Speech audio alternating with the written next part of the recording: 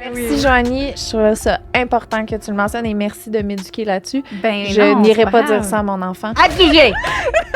De façon générale, les montants de pension alimentaire ne sont pas exorbitants. C'est 50-50. De toute façon, tu sais, elle garde toutes les allocations familiales. Là, j'ai pas besoin d'y verser une pension alimentaire. Erreur. Fait que ce que j'ai dit là, ça reste entre nous et les auditeurs. Exact. On n'en parle pas à mon fils, Puis on le dit pas à personne. mais l'autre, je le tue. C'est pas vrai. C'est pas une promenade dans le parc, les sujets qu'on aborde. Là. Comment s'assurer que mon ex me paye ma pension alimentaire? Parce que Christy, que des fois, je vous l'annonce que c'est pas évident. En ce moment, il y a quelqu'un de 16 ans qui nous écoute, qui vit la même situation que nous. Qu'est-ce qu'il peut faire, lui, pour Pas se faire crosser. pas se par faire ses crosser par parents. ses parents? Mais là, c'est parce que normalement, Je connais une histoire, je peux le dire, mais je nomme pas de nom. Qu'est-ce qu'il y a? C'est vraiment incroyable comme histoire. Puis là, je veux que tu me dises si tu as déjà entendu ça. OK, vas-y.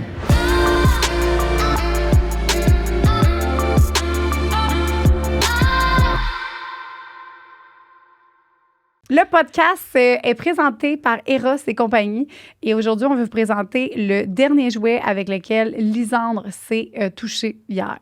En fait, cette semaine, tu sais, j'ai comme mon petit mauve, là, que j'en parle souvent, qui est tout le temps le mien. Mais celui-là, c'est celui qui m'a accompagnée dans la semaine. Ouais. Parce que, toute seule, il est vraiment le fun. Puis là, mettons, pénétration vaginale, si t'as ça, c'est pas l'idéal parce que, comme, tu sais, il bouge, là, tu sais. Je veux dire, il y a une pénétration qui se passe, fait qu'il bouge. Mais pénétration anale, puis ça, sur le clit, là, ouf! Parce que, tu sais, son pénis, il est pas dans le chemin. Fait que là, t'as ça sur ton clitoris, puis c'est genre... Là, tu te fais bien pogner, là, puis la vibration, il y a beaucoup, beaucoup, beaucoup d'intensité. Fait que tu as ta première petite vibration qui est vraiment comme juste, titillage, mais tu peux la rendre loin, là. Tu as l'impression que ton clitoris est tout engorgé. C'est extraordinaire. C'est quoi le nom de ce jouet-là encore? C'est le Cuny Royal. Puis t'as l'autre côté aussi, je sais pas si tu te rappelles, Liz, là, mais tu te bouts là. Fait que ça, c'est pulsion air, puis l'autre côté, c'est vibration traditionnelle, gars. Pèse-là. Ça, là, j'avais complètement oublié ce bout-là. Attends 2 secondes. Voyons. Là, vas-tu marcher? Ça marche? Oui. Il faut juste que tu l'augmentes. OK. Shit. Yeah! Fait que t'as une boule vibrante, puis t'as l'autre côté qui est pulsion air. Fait que le Cuny Royal, qui est dans notre gamme sexe oral, vous avez un 15% avec le code sexe oral. Allez sur le site erosetcompagnie.com. Moi, je l'aime beaucoup. Pulsion air, ma vie. Bye. Merci. Une production du Studio SF. Aujourd'hui, au podcast, on reçoit Maître Guyane pour la deuxième fois. Allô, Maître Guyane! Vous l'avez déjà vu sur YouTube, sur Vous notre l'avez chaîne. entendu. Vous l'avez aimé. Vous l'avez... Tout ça. On poursuit notre discussion avec elle, finalement. Tout simplement, on n'avait pas fini. Il y avait encore du jus. On règle vos problèmes légaux parce que c'est une avocate. Voilà. Puis elle est extraordinaire. On l'a dit dans le premier, mais on l'a aimée, puis elle est encore là. Fait que Vraiment. Bon podcast. Bon podcast. Puis si vous n'avez pas encore vu la partie 1, allez l'écouter. Parce que ceci est une partie 2. Oui, OK, c'est la bye. 2, c'est la 2. Le podcast d'aujourd'hui est présenté par Shop Santé. Shop Santé, qui ont toujours des nouveaux produits à vous présenter, à nous présenter. La boisson énergente Sparks, qui est d'ailleurs mon affaire préférée ever sur la planète. Genre, ça, là, si je peux en avoir 14 caisses, s'il vous plaît, pour aujourd'hui, j'apprécierais. Ils ont des nouvelles saveurs. Ils ont ananas, pomme verte et fraises. Oh my God, j'ai tellement hâte. Fait que ça, je pars avec. Merci beaucoup, Joanie. T'es Merci fine. de me les voler. Moi, j'en ai plus, fait que si jamais. Ben, on n'en aura pas d'autres parce que je vais toutes les prendre. Et Nova Pharma ont des nouveaux gummies ashwagandha gélifiés. Ça aussi, je pars avec parce que j'en ai besoin pour calmer. Ça, c'est correct. Ça, je te laisse. Boisson énergente. Parfait. Donc, Il faut y en amener une caisse aussi pour qu'elle se calme un peu. Là. Fait que ça, je ramène ça. Ensuite, qu'est-ce qu'il y a, Joanie? Ben moi, ici, c'est la nouvelle Iso Juice framboise bleue que tu peux mettre ça avec un petit... Quand tu fais ton petit shake et tout. Tu as également aussi le collagène marin acide hyaluronique Rainbow Sorbet Shop Santé. Ça, c'est super bon pour avoir une petite peau lumineuse. C'est... Pas comme Liz, mettons plus comme moi. Genre lumineuse. J'ai eu un problème avec ma peau, mais je vais prendre ça. Non, c'est pas vrai, c'est pas vrai. Bien. Non, elle est full lumineuse aujourd'hui, ta peau. Là. Ça fait bien ta petite couette. Merci. On voit ma receding hairline. Très beau. De femme qui a eu un enfant. On a quoi à d'autres, ma belle? On Des belles a bouchées? Des bouchées Unreal. Ça, c'est moi. Des Unreal Snacks. Il y a des amandes, chocolat noir et coconut taste test. C'est ça qu'il fallait. Attends, c'est ça qu'il faut tester. C'est bon parce que l'été, tu te fais un petit... tu sais, l'affaire au coconut, là, le petit cocktail, là, puis tu mets ça à côté, tu sers ça à tes invités. Tiens, prends ça. Amande, chocolat noir, coconut. OK. Oh! Ah bon, moi, j'aime ça, le chocolat noir. Faut que t'aimes le chocolat noir, c'est avec le chocolat noir, mais moi, j'adore. Oh non, mais... C'est bon pour le cœur, hein? Ça finit bien la bouchée, là. T'es comme... C'est meilleur. Beau travail. Vous avez un code promo, 10 % de rabais, le code sexe oral. Il est valide en ligne et aussi en boutique, en magasin. Il y en a partout. Il y en a partout. Merci, Chef Santé. Bonne journée.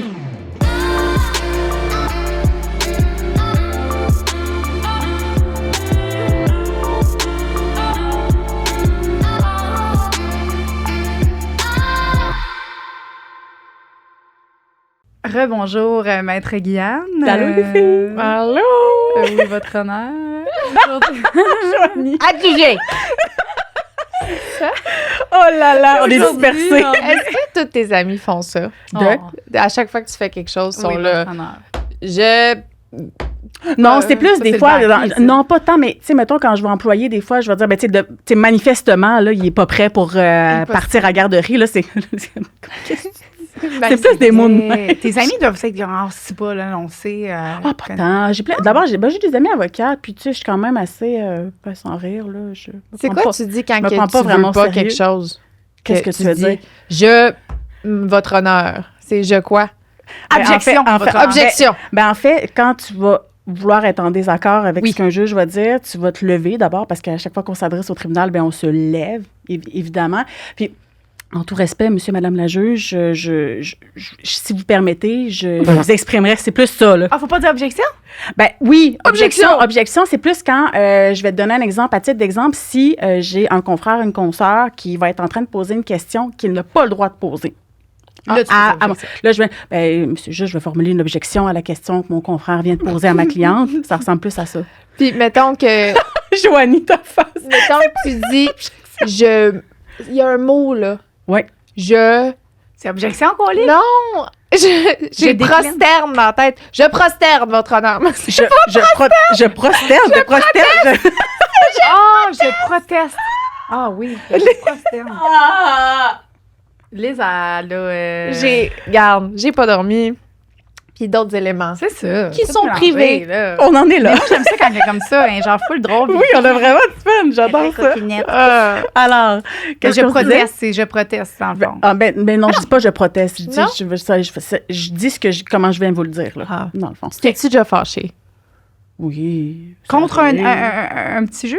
Non, pas vraiment fâché. Là, contre un confrère? On se fâche. Des fois, on est... Mais tu sais, on faut pas... faut toujours garder son calme parce que, tu sais, les effets de touche, ça donne rien. Tu sais, ça, c'est quand que tu t'emportes, là. C'est quoi les effets de touche? Les effets de touche, c'est quand tu t'emportes, là, pour pas grand-chose. Elle enlève sa toge.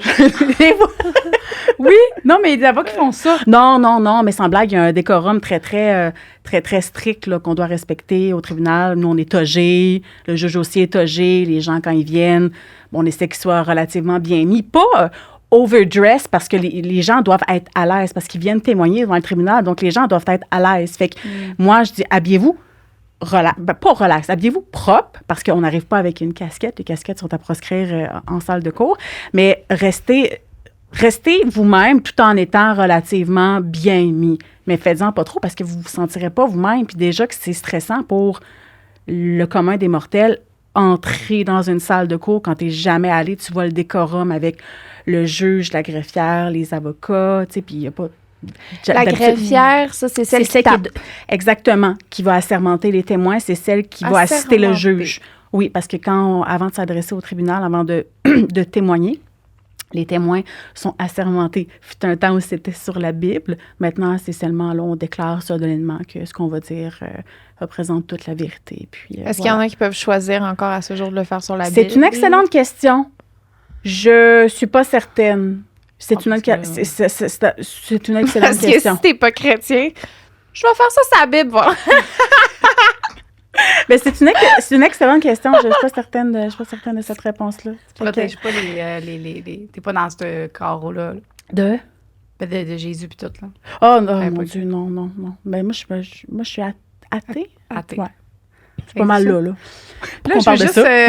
Liz, elle m'a refait prendre compte que c'est vrai que c'est un point important que je vais mettre pour donner aux gens, pour dire aux gens, c'est vrai que c'est important que je vais le dire parce que... Est-ce que je peux mettre en contexte?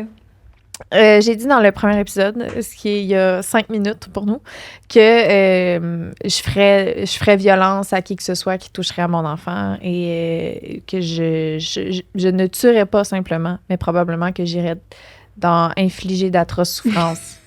7 jours du talion. 7 jours du talion. Ça, je mets la table, c'est à peu près ça que j'ai dit. Et Joanie, ensuite, m'a amené à part et m'a dit quelque chose qui était important. J'ai juste dit que ça, de ne pas le dire si, mettons, là, vous êtes un parent, puis que vous dites ça à votre enfant, moi, je prends mon cas à moi, là, mon père m'a toujours dit, il m'a répété souvent que, puis j'étais une jeune enfant, j'étais une petite fille, il dit, moi, si jamais il y a quelqu'un qui te touche, je le tue. Puis là, j'avais déjà dit à un moment donné, je dis, ben, papa, arrête, là, tu vas aller en prison, tout ça. Il dit, je m'en fous, il dit, je le tue. Puis ça a été une des raisons pourquoi je n'ai jamais dit que j'avais ça. Fait que... Joanie, d'accord. C'est quand même... Fait que d'accord. Faut faire attention à ce qu'on dit à notre enfant parce que on veut pas que nos parents aillent en prison. Tu sais, même si... Puis là, moi, je pensais vraiment, j'étais sûre qu'elle allait le tuer. Finalement, c'est pas arrivé ça, il l'a pas tué. Mais quand même, c'est une des raisons pourquoi j'ai pas dit, parce que je voulais pas que mon papa aille en prison. Fait que faire attention à ce qu'on dit à nos enfants. Mais vous pouvez le penser, vous pouvez penser que vous allez faire, mais ça, c'est ça. Fait que ce que j'ai dit là, ça reste entre nous et les auditeurs. Exact. On n'en parle pas à mon fils. Puis on le dit pas à personne. Mais l'autre, je le tue. C'est pas vrai. C'est pas vrai. Non, mais merci, Joanie. Je trouve ça important que tu le mentionnes et merci de m'éduquer là-dessus. Je n'irai pas dire ça à mon enfant. Puis c'est ça, mais c'est parce qu'en tant que parent, tu penses que tu dis ça à ton enfant en montrant que tu l'aimes, puis en montrant. Fait que c'est toutes les meilleures intentions que tu as, mais qui sont transformées parce que toi, en tant qu'enfant, tu crois vraiment qu'il pourrait le tuer, tu sais. Fait que c'est pas ça que tu veux non plus parce que ton agresseur aussi, des fois, tu l'aimes. Tu sais, fait que, il y a plein d'affaires. C'est comme, tu sais, la phrase qui dit je mourrais pour toi. Puis comme, je veux pas que tu meurs pour moi, je veux que tu vives pour moi. C'est ça. Tu sais? Mais c'est une belle mise au point, les filles. En tout cas, vraiment. C'est tout. Là, aujourd'hui, on veut poursuivre avec toi, ma chère maître Guyane. Elle dit, je veux pas qu'on m'appelle maître, j'adore dire maître. C'est correct, garde-toi, vas-y. Maître Guyane. Et on va poursuivre parce qu'il y a beaucoup de choses qu'on n'a pas dit et on a beaucoup de questions aussi qu'on n'a pas eu le temps de voir. D'adresser ou quoi que ce soit. Puis sont vraiment pertinentes. Absolument. Tu voulais commencer aujourd'hui avec... moi, j'irais, si vous êtes d'accord, les filles, je parlerais... je suis correcte, là? Oui. Je parlerais de l'obligation alimentaire. Bon, dans le premier épisode qu'on a fait, on a parlé d'obligation alimentaire qui naissait entre époux la fois qu'on se marie. Bon, ça, c'est une chose, mais j'aimerais ça qu'on aborde la question alimentaire qui va concerner tous les parents séparés du Québec. OK? Bon. On se rappelle, quand on est titulaire de l'autorité parentale, on a un devoir de garde, de surveillance, d'éducation envers nos enfants, puis on a une obligation alimentaire aussi envers nos enfants. OK. Alors, c'est quoi la pension alimentaire pour enfants? Qu'est-ce que ça l'inclut, la pension alimentaire pour enfants? Ça inclut les 9 besoins de base des enfants. En fait, on va l'appeler la pension alimentaire de base parce qu'on va voir tantôt, il y a certains autres frais qui vont être payables entre les parents en sus de la pension alimentaire pour enfants. Okay? En sus, ça, c'est en plus de la pension alimentaire pour enfants. OK? Fait que on parle de... Tu disais que tu allais dans les 9 groupes alimentaires parce qu'il y a 9 groupes. Fait que là, il faut que ça soit les 9 groupes alimentaires. Y en a-tu 9? Oui. 9? Pour vrai? Ben ça, dans mes cours, je pensais qu'il y en avait 3. Alimentaires. Attends, là. C'est bon. Mais parlant de besoins de base, l'alimentation en est un, OK? Il va y avoir... Il y en a 7. J'étais proche. OK, bye. On parle aussi des groupes alimentaires. Les 9 besoins de base, fait l'alimentation, l'habillement, le logement, le transport, l'hygiène personnelle, les loisirs dans une certaine mesure, parce qu'on va voir qu'il y a certains loisirs qui vont plus être des frais particuliers. On va en parler tantôt, OK? Les communications, vous voyez un peu le genre, OK? Tout ce qu'on a de besoin pour faire d'un enfant un joyeux petit enfant puis prendre soin de lui, dans le fond, comme il faut. Fait qu'avec cette pension alimentaire-là, on vient couvrir ce qu'on appelle les besoins de base, OK? De l'enfant. Et comment cette pension alimentaire-là, elle est calculée, OK? Le plus simplement possible, OK, on vient prendre le revenu annuel brut des 2 parents, OK, qu'on va combiner ensemble pour faire un revenu familial, OK? Puis, mettons qu'on est à 200 000 par année, OK? Les 2 parents ensemble, ils font 200 000 par année. Il y a ce qu'on appelle la table de fixation des pensions alimentaires pour enfants, OK? Elle fonctionne par catégorie de salaire, par tranche de salaire. Entre 150 000 puis 200 000, tu suis la petite ligne. Voici votre obligation alimentaire de base que vous devez vous partager entre vous, les parents, au prorata de vos salaires respectifs. Prenons un exemple concret, OK? Moi, j'ai regardé dans ma table avec vos salaires respectifs, OK? Toi puis Claude, puis toi puis ton Louis, OK?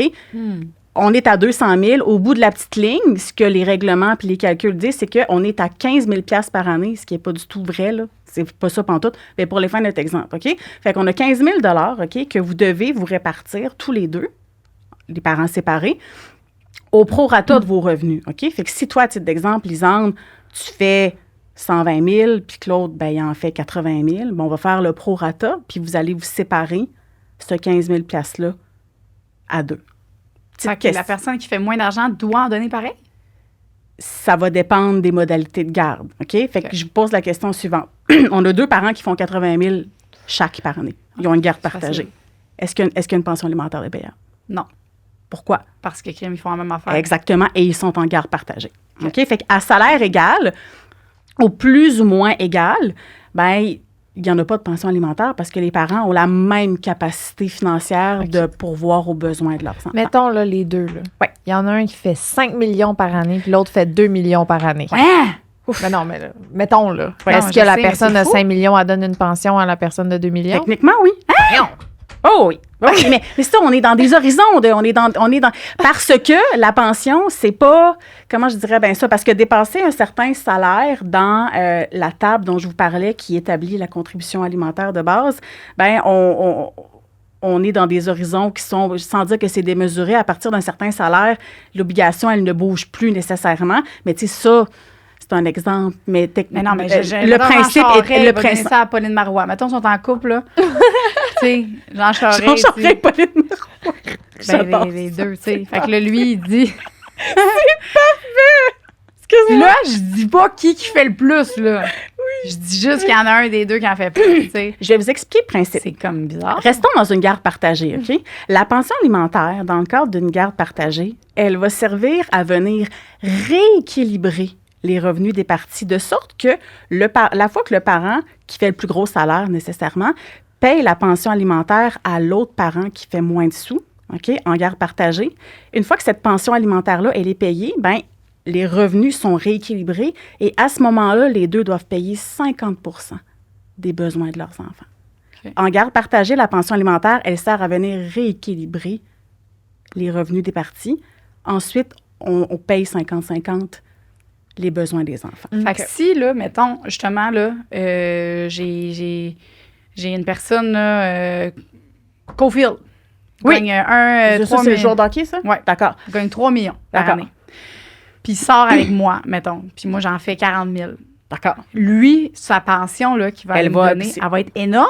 Bien, c'est-à-dire, oui, de base, même si vous avez une garde partagée, mais elle va l'être de façon vraiment plus considérable si, à titre d'exemple, tu aurais la garde complète des enfants, ce qui risque d'être le cas dans ton exemple parce que lui, il va être souvent parti jouer au hockey ailleurs. Parce que moi, dans ma tête, une pension alimentaire, c'est pour subvenir aux besoins de l'enfant. Mais c'est exactement ça. C'est exactement ça. OK, fait qu'il ne va pas me donner 300 000 par mois, là. Pour subvenir aux besoins alimentaires. C'est-à-dire, c'est comme je te dis, la pension alimentaire, comment qu'elle est calculée, là, la contribution de base, là, c'est pas compliqué, c'est prédéterminé, autrement dit. L'obligation alimentaire, elle est déterminée. On prend le revenu des deux, on voit qu'est-ce que ça fait, on regarde le nombre d'enfants qu'on a aussi, qui est très important, parce que plus il y a d'enfants, plus la contribution alimentaire, plus le montant de pension à se partager est élevé. Puis on regarde qui fait le plus. Si lui fait plus d'argent, c'est normal qu'il paye plus de pension que toi. Mettons qu'on a un 50 000 de pension à se partager. Si lui, avec son salaire, ben, il se retrouve à devoir payer 80 % de ce 50 000 $-là, ben, c'est ce qu'il va te verser comme pension alimentaire. Fait que c'est plus, pour rééquilibrer vos revenus. Oui, OK, c'est ça. Fait que dans le fond, c'est pas juste pour nourrir notre enfant. C'est pour pourvoir à ses 9 besoins de base. Te loger, l'habiller, le déplacer, le distraire avec ses loisirs dans une certaine mesure. Ouais. Fait que c'est vraiment... Puis encore... Excuse-moi. Vas-y, Cher. J'adore. J'aimais ça me faire appeler Cher. Pour que ça m'a tout déstabilisé. Pour que elle se fasse, pour que cet enfant-là, il sente pareil comme chez papa, comme chez maman. C'est ça, les 9 besoins de base.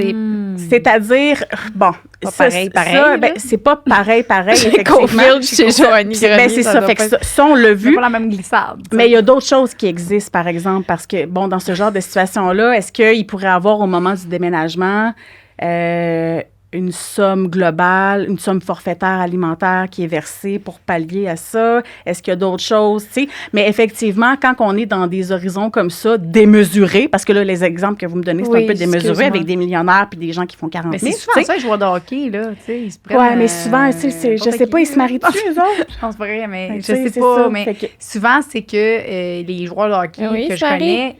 Il y a des émissions, les Hockey Wives. Oui, t'as raison. Oui, puis les femmes sont... Fait que à ce moment-là, sont quand même bien mais eux, c'est parce que ce qui est plate pour ces femmes-là, souvent, c'est qu'ils doivent les suivre. Fait que souvent, ils peuvent pas nécessairement avoir une carrière. Exactement. Fait que c'est normal. Mais eux autres, elles vont avoir des recours, comme on l'a vu. Fait que ça existe.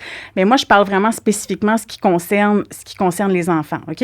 Prenons maintenant le cas où on est face à un papa qui a une garde complète de ses 2 enfants. OK? Là, on est en garde complète, OK? Alors, toujours le même principe, on identifie avec les salaires et le nombre d'enfants, c'est quoi le montant de pension alimentaire que les 2 parents doivent se partager, OK? Puis, mettons que c'est elle qui fait le plus gros salaire, puis que c'est lui qui fait le moins gros salaire, puis c'est lui qui a la garde des enfants, OK? Fait qu'elle, mettons, elle fait plus d'argent, fait qu'elle doit prendre sur la contribution alimentaire de base une plus grosse partie que lui, nécessairement parce qu'elle fait plus d'argent. Fait que le montant qu'elle doit payer, ce montant-là, ben, elle lui verse au complet. Puis la fois qu'elle lui a versé sa partie à elle de l'obligation alimentaire, ben, lui, il doit payer 100% des besoins des enfants parce qu'il les a sous sa garde. Ça sert à ça, la pension alimentaire. Fait que lui, il les a une fin de semaine. Elle, voyez-vous, elle les a une fin de semaine sur 2. Lui, il les a en garde complète, comme on dit. Puis, à titre d'exemple, là, fait qu'elle, la fois qu'elle lui verse sa pension alimentaire, ben lui, il s'occupe de payer 100% des besoins des enfants. C'est comme ça que ça fonctionne. Ouais. Fait que lui, il va payer sa partie à lui. Mettons que le pourcentage, c'était 70-30. Elle devait prendre 70% de la pension alimentaire. Mm-hmm. Elle lui verse son 70% du montant de pension alimentaire de base. Lui, ben, il paye son 30% parce qu'il paye directement. Là. La fois qu'elle lui a versé ça, il paye 100% des besoins. Ça, c'est dans des cas de mariage. Peu importe. La contribution alimentaire à l'égard des enfants. Non, mais c'est aride, là. C'est pas une promenade dans le parc, les sujets qu'on aborde, là. Oh! Je suis choquée. C'est vraiment que c'est le mariage. Je suis pas capable. Non, alors, on le répète, l'obligation alimentaire des parents à l'égard de leurs enfants, elle est là, peu importe la situation, peu importe le mode de vie conjugal. La seule affaire qui change, là, c'est mon maudit fonds de pension puis mes REER. Ben, et les autres choses, et l'obligation alimentaire entre époux qui existe. On n'oublie pas, ça, c'est important. Parce que s'il était marié... c'est beaucoup de sous, là, qu'on donne, là. Ben, effectivement, il peut avoir... Ben, c'est ça. Qu'on donne, que les gens donnent. Mais en garde partagée, de façon générale, de façon générale, les montants de pension alimentaire ne sont pas exorbitants parce que c'est 50-50, tu sais. Fait que nécessairement, comme je vous l'expliquais, le parent qui fait plus de sous, ben, il verse une pension, on vient rééquilibrer les revenus. Il est capable de se le permettre, il veut le bien de son enfant à la fin de la journée, tu sais, c'est normal. Fait que, ouais. Non? Ben, contredis-moi, c'est tout ce que je veux, que tu me contredises puis que tu m'appelles Cher. Non, mais comme qu'elle dit, il y a des cas où est-ce que ça devient... Parce que ça fait pas toujours plaisir, là, de payer des pensions alimentaires. Souvent, il va y avoir plein de fausses perceptions. Genre, à part en voyage avec la pension que j'y verse pour les enfants. Ça, c'est des choses qu'on va... C'est des choses qu'on va entendre. Ou il y a aussi la perception que j'aimerais défaire. Pas la perception, mais la croyance que comme, de toute façon, tu sais, elle garde toutes les allocations familiales. Là, j'ai pas besoin d'y verser une pension alimentaire. tu sais, l'allocation familiale, c'est pas pour avoir l'air ingrate ou quoi que ce soit. C'est juste que quand que moi, j'ai compris qu'on avait droit à ça, j'en ai pas de besoin. Fait que c'est pour ça que je me demandais pourquoi nécessairement tout le monde y avait droit à ça. Tu sais, pourquoi ce serait pas seulement pour les familles qui en ont besoin. Et, moi, c'est ajusté. Évidemment, c'est ajusté en fonction. On va comprendre que ceux qui vont faire plus de revenus, ben, ils vont avoir un moins gros montant. Ça varie aussi en fonction du nombre d'enfants qu'on a dans la fratrie. Mais les allocations, là, c'est comme ça. Là. C'est les deux paliers de gouvernement. On a le gouvernement fédéral. Les impôts aussi. C'est en fonction des déclarations. Énormément. Fait que je pense que, vu que on donne tout, on peut recevoir. C'est un retour d'impôt. Oui, finalement. Moi, je le vois. Alors, les allocations du gouvernement fédéral, on les reçoit de façon mensuelle. Puis au Québec, c'est de façon trimestrielle, à tous les 3 mois, essentiellement. Donc là, où je voulais en venir avec tout ça, les filles, qu'est-ce qu'on se disait? Oui, alors, on ne fait pas les changements auprès des différents paliers de gouvernement. Donc, on ne vient pas dire qu'on a une garde partagée. Fait que, mais c'est pas grave, on ne l'a pas dit, mais tu gardes des allocations, je te paierai pas de pension. Ne mélangeons pas les choses, là. Fait que ça, c'est la chose que je voulais dire aussi, là. Fait que pension alimentaire pour enfants, même obligation alimentaire pour tous les parents séparés du Québec. Bref, on couvre les 9 besoins de base, établis en fonction du revenu des 2 parents qui se partagent au prorata de leur revenu, cette obligation alimentaire-là, qui, en bout de ligne, va être qui verse quoi à qui, c'est en fonction du mode de garde qu'on va avoir, là. Fait que, je sais pas si je l'ai dit dans le premier épisode, mais à partir de 40 % ou 146 jours, il faudrait que je regarde dans ces 146 jours, c'est ça, on va être considéré comme ayant une garde partagée entre les parents. Donc, ce garde partagée n'égale pas nécessairement 50 % du temps mais garde partagée, tu as le droit à ton allocation, puis tu peux dire à ton ex-conjoint de fait, yo. De faire les changements auprès des différents paliers de gouvernement, absolument. Puis je le mentionne parce que je le sais. Parce que je le sais. Parce que je le sais que ça peut être quelque chose que les gens n'ont pas nécessairement conscience. Là. Puis la fois que il y a un trop payé à un parent, ben le gouvernement peut collecter. Là. Fait que c'est ça. Fait que le gouvernement peut faire... c'est moins le fun. Alors, soyons en règle. Tout le monde, soyons en règle avec les différents gouvernements. Parce que comment ça marche, c'est que tu déclares tes revenus à chaque année, puis eux, ils suivent sur ta dernière année pour te faire ton allocation. Puis si, mettons, tu fais moins ou plus, est-ce que ça s'ajuste après ça, l'allocation? Oui, les montants sont toujours... Naturellement. Fait que eux autres, ils le font, là, mettons, ils ont donné un certain montant pendant l'année. À la fin de l'année, ils peuvent dire on retire. Non, ils vont pas pas dans ce sens-là. C'est plus, là où je voulais en venir, le rétro, c'est la fois que ça fait 1 an que vous êtes en garde partagée, mais que ça fait 1 an que tu continues à percevoir mais c'est l'autre qui aurait dû le percevoir. Avec ça, il peut y avoir des situations où il y a des trop perçus comme ça. Puis ça, c'est moins le fun parce que il faut que tu t'en rembourses au gouvernement. Tu sais qu'il y a une séparation. Soyons en règle avec le gouvernement. Ce serait mettre de l'argent de côté. Mettre de l'argent de côté. Si vous pouvez, c'est ça. Là, mais la plupart, il y a beaucoup de gens qui en ont besoin. De mettre de l'argent de côté pour de l'argent qu'on reçoit. Oui, mais vous pouvez le faire. Si vous pouvez le faire, faites-le. Mais la plupart des gens vont utiliser ça. Alors, dans cette pension alimentaire-là de base, ce n'est pas tout. OK? En termes d'obligations alimentaires des parents à l'égard de leurs enfants, il y a tout ce qu'on va appeler des frais particuliers aussi, OK?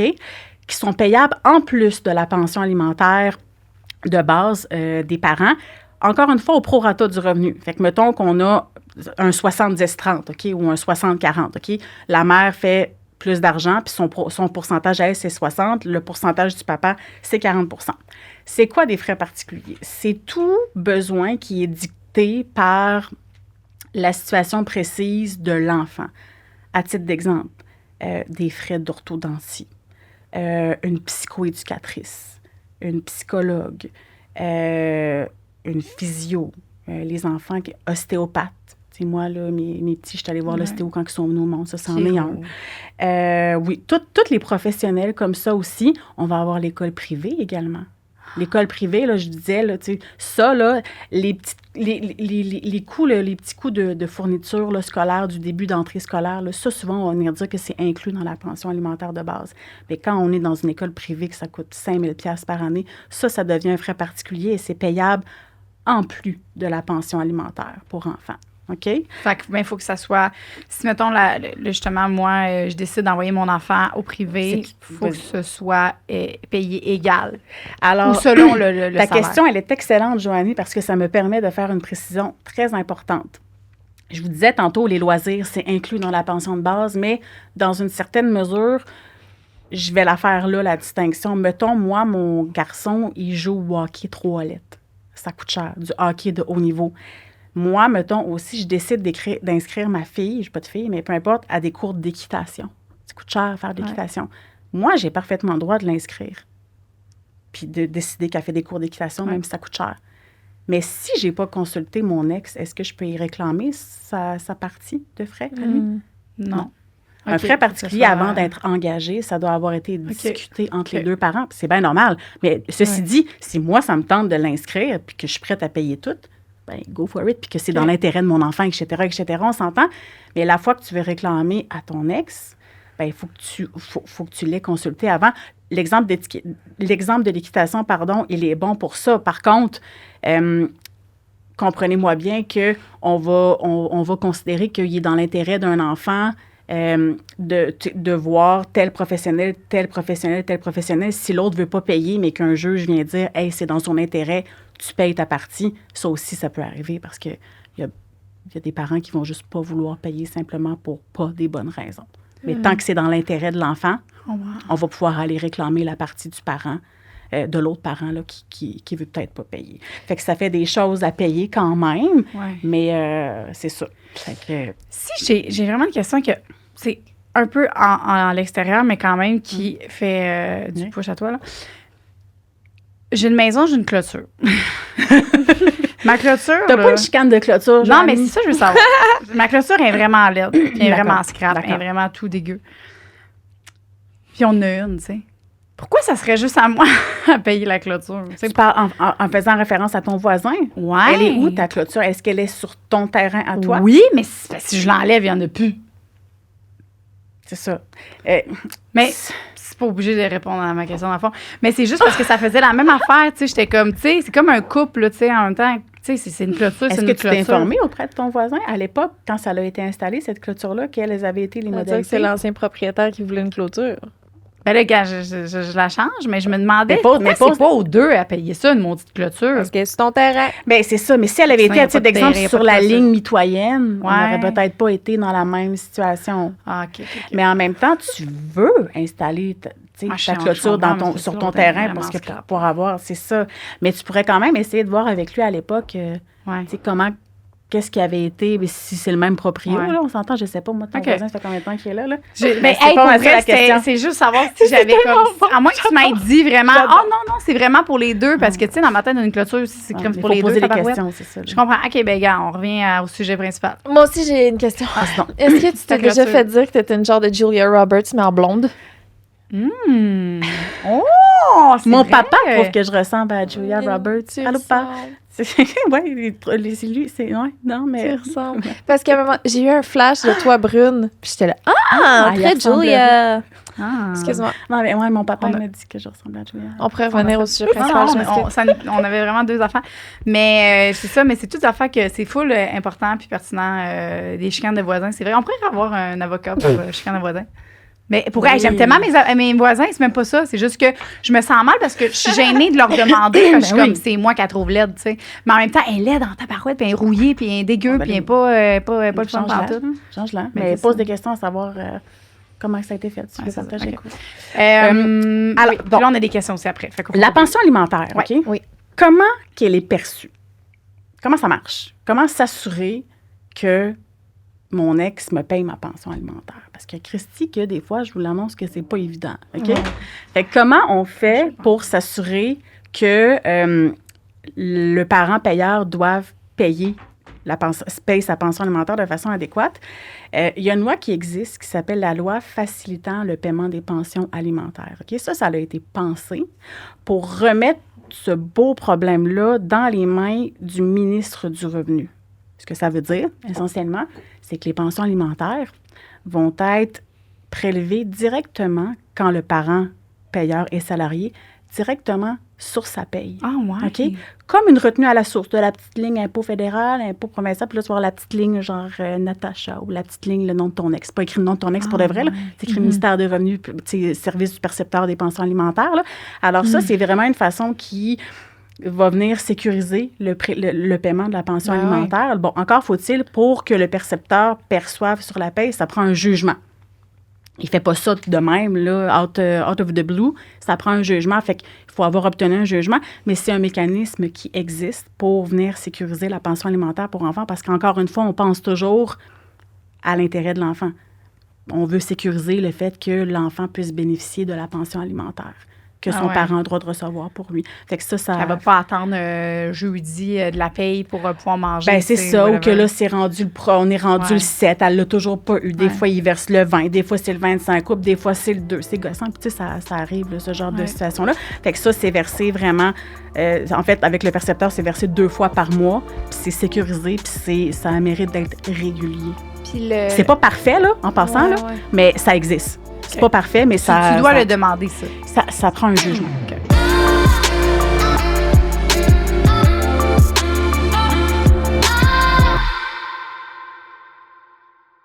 On interrompt ce podcast pour parler d'un sujet qui est vraiment important, qui s'appelle le... Eros et compagnie, c'est le recrutement. Oui, j'ai juste dit recrutement. OK. Puis là, j'aurais dit Eros et compagnie pour que ça rime. Là, je comprends. Ouais, c'est pas grave. La prochaine fois, tu vas l'avoir. Super. Donc, on parle de recrutement. On est en période de recrutement. On cherche des ambassadeurs, ambassadrices dans la région, dans toutes les régions du Québec, Canada, mais plus particulièrement dans la région de l'Abitibi, Rimouski, Gatineau et Saguenay. Donc, si tu es dans ces régions-là et que tu es une personne gênée, pas gênée, qui aime le sexe ou pas, un peu, il faut quand même que tu aimes un peu ça, là. Mais que tu veux juste avoir des nouveaux défis. Tout le monde. Tout le monde est la bienvenue. Puis tout le monde aime. Et pour vrai, là, on a engagé des fois des gens qui étaient super gênés puis sont plus gênés par tout. C'est ça. Pas gênant. C'est pour faire des animations de soirée entre amis, des commissions tu fais des commissions sur des ventes dans la soirée, tu fais des présentations chez les gens. T'aimerais-tu ça d'en faire avec moi? Non, merci, parce que j'ai un enfant à temps plein. J'en ai 2, tabarouette. Puis j'ai d'autres choses à faire. Ouais, je comprends. Ça, c'est ça, je comprends. Mais faire des mois domicile, donc si tu souhaites avoir un travail, puis ça, c'est le fun parce que c'est toi qui décides tes horaires. Tu peux en faire quand tu veux, où tu veux, et c'est très payant, je vous dis. Alors, vous pouvez aller sur le site erosetcompagnie.com, tu vas aller dans le recrutement, tu vas pouvoir aller t'inscrire. Tu vas écrire sexe oral dans la note de référence pour être dans ma séance d'information parce que je donne des séances d'information 1 fois par 2 semaines environ. Donc, fais juste écrire référence sexe oral puis tu vas pouvoir, ils vont te mettre dans la mienne. Fait que gros bisous, on vous aime et à bientôt. Puis la pension alimentaire, est-ce que elle varie? Y a-t-il une évaluation? Absolument. C'est une excellente question. Alors, un jugement qui porte... Je m'excuse, j'ai un chat dans la gorge. Un jugement qui porte sur des aliments est toujours révisable, advenant un changement significatif. Un changement significatif dans les revenus des parents, à titre d'exemple, dans les modalités de garde. Puis même, on va le voir tantôt, le revenu des enfants aussi. Parce que les enfants, quand ils ont 18 ans, on s'attend à ce qu'ils contribuent dans une certaine mesure à leurs besoins. Est-ce qu'il faut que ce soit toi qui fasses la demande ou c'est le gouvernement qui est comme « Hey, on vient de voir qu'il y a un énorme changement dans vos revenus. » Non, c'est toi qui dois t'en occuper. Malheureusement, le gouvernement n'est pas...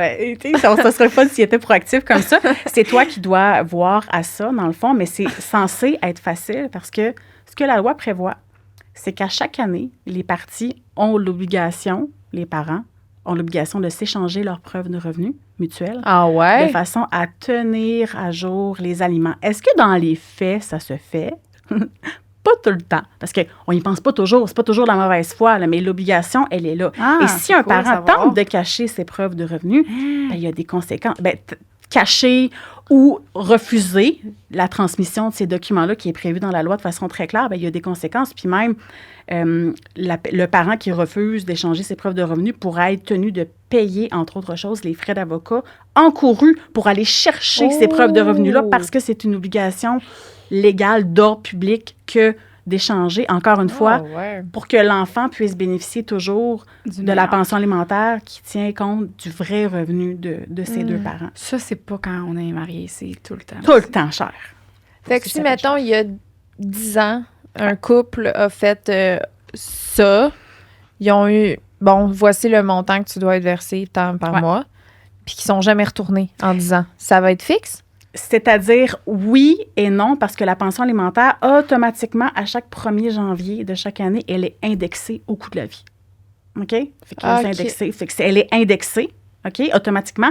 Par contre, l'indexation ne va pas pallier une augmentation significative. Si moi, je passe de 80 000 à 150 000, c'est clairement un changement significatif qui nécessite la révision de la pension alimentaire parce que l'indexation ne palliera pas à cette augmentation-là de salaire qui est considérable. Est-ce que pour chaque augmentation de salaire de 5 000, 10 000 $, ça vaut la peine? Faut voir en fonction des calculs, mais il existe un service. C'est un service qui est administratif, OK? Ça s'appelle la SARPA, le service administratif de révision des pensions alimentaires qui offre la possibilité aux parents de réviser leur pension alimentaire sans avoir à passer par l'intermédiaire des avocats parce que, tu sais, des avocats, ça peut coûter cher, là. Tu sais, il faut pas... c'est ça, là. Puis d'ailleurs, ça, on peut en parler. Entre quoi et quoi de l'heure, déjà, un avocat? Ça va beaucoup varier. Nous, d'abord, le taux horaire qu'on fixe, on se comprend bien, c'est régi par nos règles de déontologie. OK? Nous, on a un code de déontologie.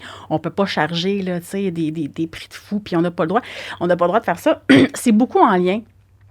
Ça va varier en fonction de l'expérience de l'avocat, c'est un des facteurs, OK? Fait que, tu sais, c'est normal qu'un avocat qui a 35 ans de pratique dans un domaine précis charge plus cher que moi, qui est une jeune praticienne du droit encore. On s'entend, c'est normal, ça va avec l'expérience, puis il faut que tu sois capable de défendre ton taux, là, mais ça varie avec l'expérience. Donc, c'est extrêmement variable pour répondre à ta question. Fait que si, mais s'il y en a qui chargent 500 $, la réponse est oui. 600, oui, ça existe. Fait que si, mettons, moi, je veux avoir un avocat, mais je ne veux pas payer le moins cher, je vais trouver une affiche où est-ce qu'il y a une personne qui est jeune. Là, j'ai plus de chance. Si c'est un vieux, plus de chances de payer cher. Joanie. C'est vrai.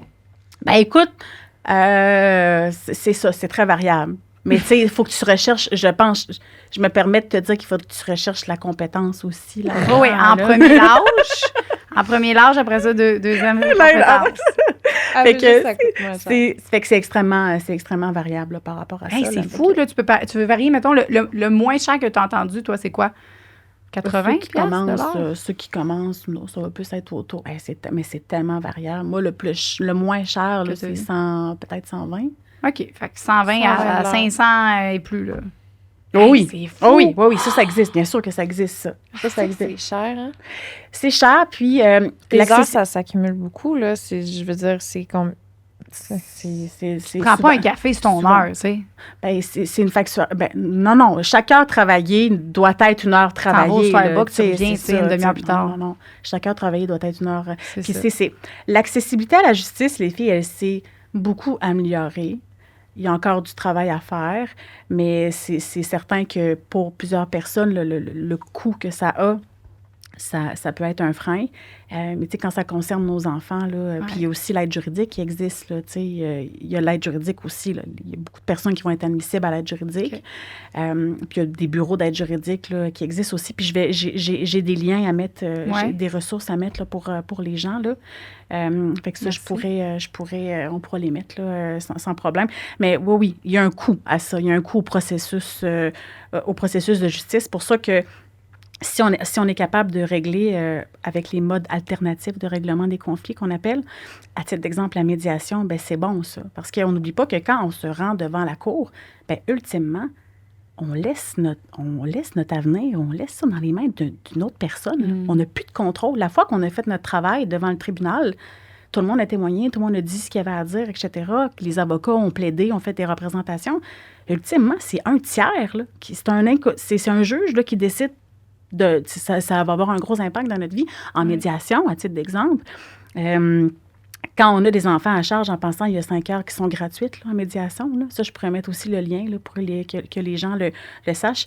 Il y a 5 heures de médiation qui sont gratuites, ça vaut la peine. Quand les situations s'y prêtent, là, c'est pas toutes les situations qui se prêtent à une médiation. En violence conjugale, on n'y pense même pas à aller en médiation. OK?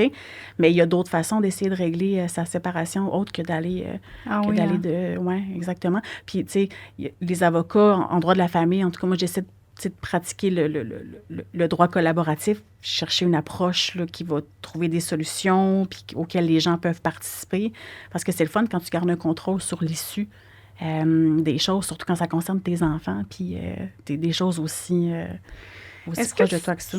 tu trouves que, mettons, je peux pas vraiment dire ça, mais es-tu consciente qu'il y a beaucoup, mettons, d'avocats dans l'entourage ou dans l'entourage qui travaillent pas tant, qui veulent vraiment juste pour leur argent? Fait qu'ils vont vraiment comme... il y en a dans tous les travails, là, mais... ça va être ça ma réponse. Ça va être ça ma réponse. Ça, exact. Il doit en avoir dans tous les domaines. Ça va être ça la réponse que je vais faire par rapport à ça. Tu prouves, mettons, les heures. Comment ça fonctionne? Comment tu calcules tes heures, en fait? C'est une facturation à l'heure, là, de façon générale. Là. Fait que c'est vraiment à l'heure. Là, nous, tu clock in, tu pars ton alarme, tu te mets à travailler, tu fermes ton alarme. On rentre le temps là, de façon, c'est rentré là, aux 15 minutes près, aux 20 minutes près, 25 minutes près, 45 minutes près. Là. C'est vraiment c'est une facturation qui est comme ça. Il y a des avocats qui font prendre des contrats à forfait pour certains dossiers. En droit civil, on voit ça. Là, fait qu'à forfait, ça se peut, mettons, 35% du montant qu'on va aller chercher en cours. Là, ça, c'est très, très réglementé. C'est balisé normalement par une convention d'honoraires. Mais ça aussi, ça existe. Mais de façon générale, on parle d'une facturation à l'heure. Sauf tout ce qui est question d'aide juridique puis mandat d'aide juridique. Là, ça, mais c'est ça, quelqu'un qui est sûr de sa shot qui dit hey, « moi, je sais qu'on va être capable d'aller chercher 1,5 million. » Mais ça, vois-tu, Joanie, c'est une promesse qu'aucun avocat ne devrait faire à son client parce qu'on ne peut jamais garantir d'un résultat devant un juge à un de nos clients. C'est impossible. Mais lui, l'avocat, mettons qu'il se dit « OK, moi, je sais qu'avec ce client-là, on est capable d'aller chercher ça. Ouais. » Fait que lui, il peut se dire « C'est plus avantageux pour moi, au lieu de charger à l'heure, d'y aller avec le pourcentage. » Exactement. S'il est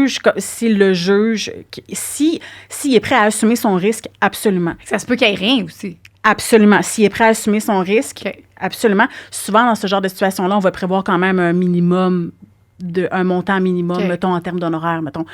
Tel pourcentage de tel montant avec un minimum, mettons, pour qu'on ne se retrouve pas avec 0 plus une barre, avec beaucoup moins que ce qu'on espérait aller chercher, mais pas avec 0 au moins. Fait que c'est quelque chose, en tant que cliente, moi, je peux-tu proposer ça à mon avocat, dire, genre, mettons... C'est pas tous les dossiers qui se prêtent à ça. C'est plus qu'on est en droit de la famille. C'est plus, si, mettons, violence conjugale, ces affaires-là que... C'est plus en droit civil, là, je te dirais qu'on va voir ça, moins en droit de la famille. Là. OK. Fait que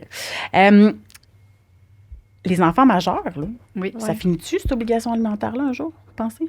21 ans, j'imagine. 21 ans?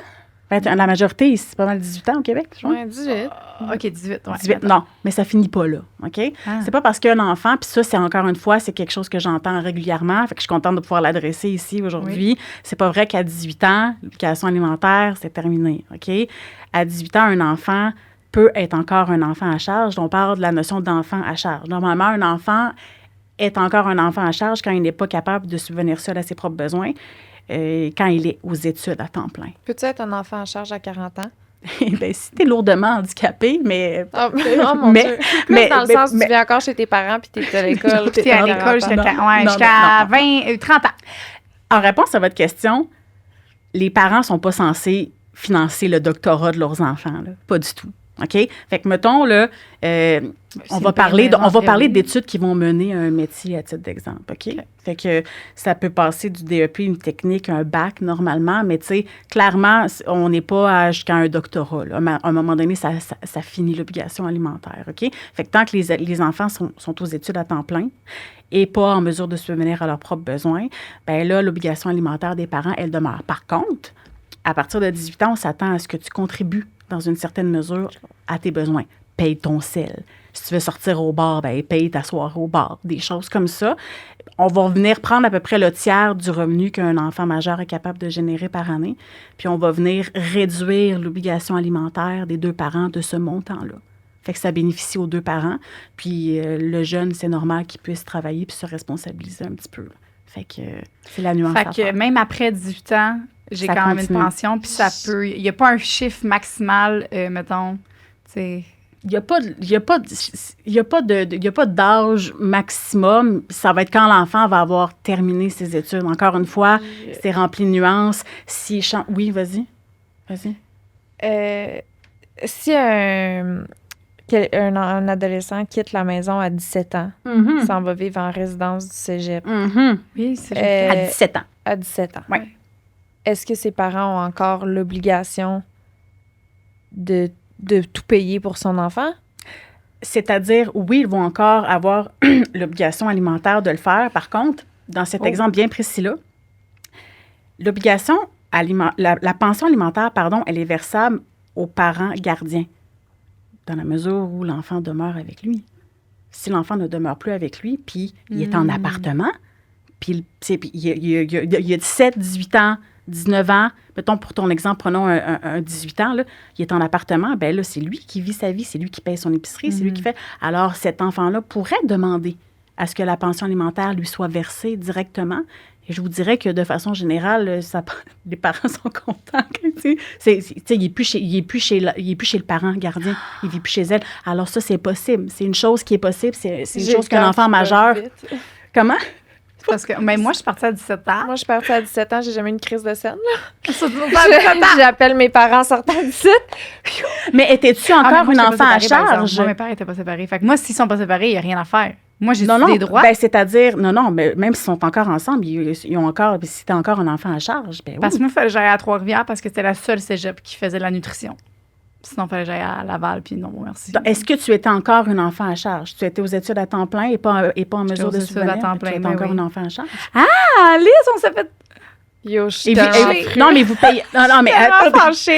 mais est-ce qu'ils payaient? Parce que ça peut prendre plusieurs formes aussi. Moi, je travaillais, là, je suis allée à l'école. Je travaillais comme une débile la fin de semaine, comme serveuse. Je me faisais chier avec les mots du client du matin. Mais ça, c'est normal que tu travaillais. Oui, je comprends. Dans une certaine mesure. C'était full stressant pour moi. J'avais moins de temps d'étudier. Mais si tu étais encore une enfant à charge... C'est vraiment... Tu as droit à ton allocation. À ta pension. Excusez-moi. Tu as le droit à ta pension en tant qu'étudiante qui a, mettons que, tu sais, moi, j'ai vécu avec des petits prêts-bourses, petite affaire. Les prêts-bourses aussi, on en tient compte dans le calcul de la pension alimentaire à partir d'un certain... À tout le moins, là, la partie bourse, là, on en tient compte dans le revenu des enfants. C'est de l'enfant. Il faut les demander. Vas-y. Fait que si, mettons, tu reçois des prêts-bourses, on en tient compte dans le calcul de la pension. Fait que... mais ça ne veut pas dire que la pension t'as encore le droit à une fucking pension. Mais oui. Elle est peut-être diminuée, on en tient compte. Maman, papa, faut qu'on parle. Vous me devez de l'argent en tabarnak. C'est pas ça, non, c'est ça. C'est pas vrai. Mais c'est quelque chose, c'est ça. Là. Fait que quand le parent reçoit la pension, quand les enfants demeurent avec... Mon Dieu, je suis comme, c'est pas vrai, mais je suis comme... Scandalisée. Mais attends, mais moi, ma fille, Soléane, elle s'en va aux études, là, on prend mon cas, il faut qu'elle étudie en nutrition parce qu'elle va être nutritionniste. D'accord. Au niveau.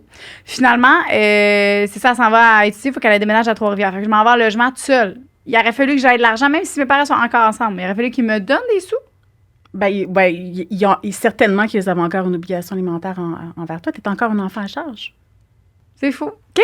Je me sens trahie. Mais ça, c'est une demande qu'un enfant... Tu te sens un peu trahi? Je me sens... C'est bizarre, hein? Je me dis, ben là, c'est moi qui ai décidé d'aller étudier dans ça, puis dans cette ville-là. Je me dis, sais pas, t'es une ado. Tu te dis, je m'en vais au cégep, je m'en vais vivre en résidence. Mais la nuance, dans ton cas, c'est très important parce que l'offre de logis de la part d'un parent peut, dans certaines situations, venir pallier à son obligation alimentaire. Mais dans la mesure où toi, ton programme se donnait à un seul endroit, c'est ça? Moi, j'habitais à Lavaltrie. Ouais. J'avais soit le choix entre Trois-Rivières, qui était moins loin c'est une heure, ou Laval. C'est-tu proche de Laval? Je connais pas. Laval, c'est plus loin. C'est quasiment plus loin que le trafic puis tout, là. Fait que c'est une heure. Non, mais pour vrai, tu sais, je suis pas fâchée pour vrai. On s'entend, papa. Mais non, pas du tout, pas du tout. C'est juste que, tu sais, il y a des frustrations qui Mais toi, c'est la même chose aussi si tu décides de quitter puis de voler tes propres ailes. Tu sais, tu t'en vas pas pour un projet d'études à l'extérieur, c'est nulle part. Je suis partie l'été, après mon secondaire 5, à Québec, au cégep Garneau, pour étudier en cinéma. Ah, parce que vous êtes une star. Ben, à ce moment-là, je me cherchais. T'es allée à Québec parce que tu voulais juste partir de ton patelin? Oui. Puis cinéma parce que j'avais... Ça se donnait-tu juste à Québec, ton cinéma? Je pense. Québec ou Montréal? Ben, il y a d'autres places, oui, c'est ça, mais pas... mais pas dans ton coin de pays. Non, c'est ça. OK. Ça serait plus un cas, là, effectivement. Tu es partie à quel âge? 17 ans, toi aussi? Puis tu voulais vraiment aller en cinéma, là. 17 ans. C'est ça, hein? Moi aussi, c'était vraiment, même 16 ans, limite 17. C'est l'obligation, ça, Ben, après secondaire, on est parti dans le fond. Vous êtes partie jeune, les filles? Ben oui. On avait hâte en sacrement. Ben oui, moi, je suis une petite madame indépendante. Est-ce que c'est clair pour la question des frais particuliers, tout ça, la pension, quand le temps que ça finit, là? Fait qu'à 18 ans, c'est pas vrai que c'est fini, là. À 18 ans, c'est pas vrai que c'est fini. Il faut que l'enfant demeure à charge, qu'il soit études à temps plein, de façon générale. C'est encore une fois, chaque cas est un cas, nous autres, on dit dans notre jargon, chaque cas est un cas d'espèce. Là. Ça veut dire chaque cas est un cas particulier, différent, avec plein de nuances. Ouais. Il y a plus... Excuse-moi. C'est parce que je suis un peu annoncée. J'ai une autre question par rapport à ça. Vas-y. Mon autre question, c'est je suis un enfant. J'ai 16 ans ou j'ai 17 ans. Whatever, j'ai 16 ans. Oui. Puis, en ce moment, il y a quelqu'un de 16 ans qui nous écoute, qui vit la même situation que nous. Qu'est-ce qu'il peut faire, lui, pour... pas se faire crosser. Pas se faire crosser par ses parents. Mais là, c'est parce que normalement, il est mineur. Là, à part s'il demande à se faire émanciper, là, quand tu demandes à te faire émanciper, c'est parce que tu peux dire, maman, toi, c'est dans ton droit de me donner des sous. Tu peux dire c'est dans ton droit, c'est dans mon droit. C'est dans mon droit que tu me donnes de l'argent. Oui, mais la seule personne qui a la discrétion pour gérer comment le montant de pension alimentaire est dépensé, c'est le parent gardien. Là. Le parent gardien, il n'y a pas un juge qui va venir dire « Hey, toi, tu n'aurais pas dû utiliser ce 100$-là pour acheter telle affaire, tu aurais dû... » On ne va pas dans ce détail-là. Le parent qui reçoit la pension alimentaire est le gardien de cet argent-là et il décide comment cet argent-là est utilisé et on espère qu'il le fait dans le meilleur intérêt. Mais si l'enfant le sait que c'est... Mettons que l'enfant, lui, il est conscient que ses parents profitent de cet argent-là pour, justement, aller voyager. Puis lui, là, ben il mange du Kraft Dinner, man, puis il mange, tu sais, whatever. Est-ce qu'il y a des endroits que ces jeunes-là, ils peuvent quand même... Dans ce genre de situation-là, moi, ça serait peut-être plus un signalement à la DPJ qu'il faudrait faire, là, à la direction de la protection de la jeunesse. Pas du Kraft Dinner, mais il mange... mais même du Kraft Dinner, c'est pas super, là, ouais. Oui.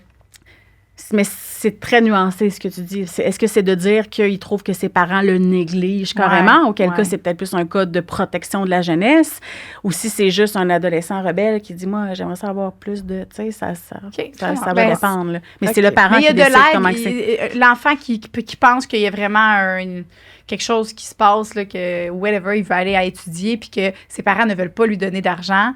Mais lui, il peut aller s'informer. Mais là, au secondaire, il est pas mal souvent à la même école, mais à partir du cégep, là, mettons, s'il veut faire ça. S'il veut aller étudier, c'est dans son droit de demander des sous à ses parents, vu que l'école est très loin. À titre d'exemple, dans cet exemple-là, oui, effectivement. Okay. Effectivement, ça sera un exemple. Fait que si tu veux, mettons un petit truc, si jamais tu veux déménager de tes parents... Ben, arrange-toi pour avoir un cours qui se donne à l'autre bout du monde.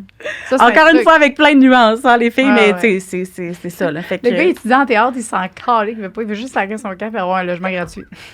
Mais encore une fois, ça serait pas... Mais oui, on comprend le principe. Mais à 18 ans, c'est pas vrai que c'est fini, là, cette histoire-là. On a des questions. Est-ce qu'on est rendu là? Oui, allons-y. Parce que on va pouvoir faire le tour des restes des affaires avec les questions. Ici, on a une petite mise en situation. Je ne sais pas si on l'a déjà traité. Mon amie est enceinte de son premier enfant. Elle gagne 3 fois moins que son mari, mais pense vraiment être l'exception à la règle et qu'ils vont rester ensemble pour toujours. Comment lui faire comprendre qu'elle doit se protéger? Tes trucs, astuces pour donner un wake-up call aux femmes qui pensent que ça va toujours être le bonheur parfait. Je pense qu'aujourd'hui, en termes de wake-up call, on a fait mais là, j'ai-tu compris dans la question? Mon amie est enceinte de son premier enfant. Elle gagne 3 fois moins que son mari. Donc ils sont mariés. Oui. Ah, fait qu'elle est protégée. C'est ça. Fait que la réponse... Dans une certaine mesure. Hey, mais si elle est effectivement mariée, là. La réponse, c'est si tu es dans cette situation-là, marie-toi. Comme ça, t'es sûr, t'es protégée. C'est ça? Ben, en tout cas, si elle est mariée, effectivement, le fait qu'il fasse... Elle a certaines protections que la loi lui accorde déjà, effectivement. Sinon, tu peux faire signer un traité... Un contrat de vie commune, si on n'est pas marié. Je suggérerais quasiment... dès que tu as un enfant, là, moi, je suggérerais aux personnes de se protéger avec ça. Moi, je vais vous le dire, là, moi, je suis avocate, j'ai 2 enfants, je suis conjointe de fait depuis 10 ans. Est-ce que j'en ai un contrat de vie commune? T'en as un. Je te ferais dire, non, j'en ai pas. J'ai pas fait ça avec mon chum, moi. J'ai cordonnier ma chaussée. Tu le suggères. Certainement. Pour les couples, certainement. Faudrait que je le fasse.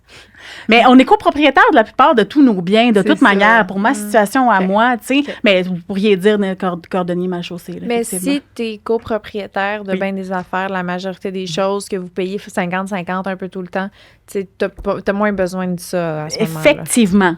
C'est dans les cas où est-ce que justement la femme ou l'homme va demeurer 4 fois moins d'argent. Et ils ne sont pas mariés et à titre d'exemple vont vivre dans la maison, dont juste l'un des deux. Exactement. Fait que ça, c'est très bon de se protéger. Là. On a un enfant, oui. 100%. Mais Colin, 100%. OK. 100%. Puis s'il veut pas, mais... un contrat, ça signe à deux. Hein? C'est ça, exact. Mais on va dire... Mais c'est pas des sujets faciles à avoir, là, des conversations faciles à avoir. Hey, chérie, on va se prendre un bon petit verre de vin puis on va se faire un petit contrat. Ben, je pense que ça se peut, en fait. Parce que je m'imagine avoir cette discussion-là avec mon chum, mettons. Puis je sais très bien que ça serait bien reçu, tu sais. Fait qu'il y a des relations avec des belles communications, ça se fait. Il faut. Si tu es inconfortable de parler d'argent et de biens communs avec ton partenaire, c'est difficile de faire bâtir quelque chose de beau sur des belles bases. Là. Ben oui, c'est important. Il y en a qui vont simplement pas y penser. Là. Ben oui, c'est plus ça. Expliquer comme ça, tu sais, que, hey, B, on est rendu avec des enfants ensemble, on a des, tu sais, moi, tu sais, pour me protéger, tu sais, là, moi, je reste à la maison avec les enfants, je travaille pas beaucoup parce que je m'occupe, tu sais, des enfants. J'aimerais ça me protéger, puis j'aimerais ça, tu sais, ton partenaire dit non à ça. C'est ça, il y a un testament quand on a des enfants. Ça, il y a un testament, ça serait dans le testament, un bon package. Là. Ouais. Testament, un bon package. Je vais faire ça en sortant du site. Oui, pour vrai, oui. Je peux te faire avec ça, avec toi, ça? Non, c'est à prendre le temps. Check ça. Moi, mettons, moi, dans ma famille, là, l'argent, là, gérer la... Tu sais, moi, je dis à mon chum, ton papa, tu sais, son papa est dans... C'est lui qui gère l'argent, mais c'est dans ma famille, les enfants. Tu sais, c'est comme deux choses différentes, là. C'est pas... Je comprends rien. Parce qu'elle a suggéré de ne pas mettre les enfants avec l'argent. La personne qui a la garde des enfants, c'est pas la meilleure idée de mettre tous tes sous avec ces personnes-là.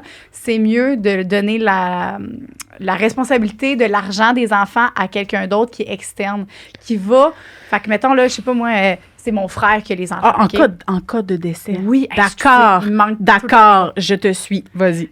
Moi puis lui, on meurt. Mettons, mon frère a mes enfants, mais c'est pas mon frère qui a l'argent. Parce que lui, côté gestion d'argent, exact. Mais ça va être un meilleur... Tu comprends? Fait que s'il veut faire quelque chose pour mes enfants, whatever, faut qu'il demande à... Fait que c'est l'autre personne qui va...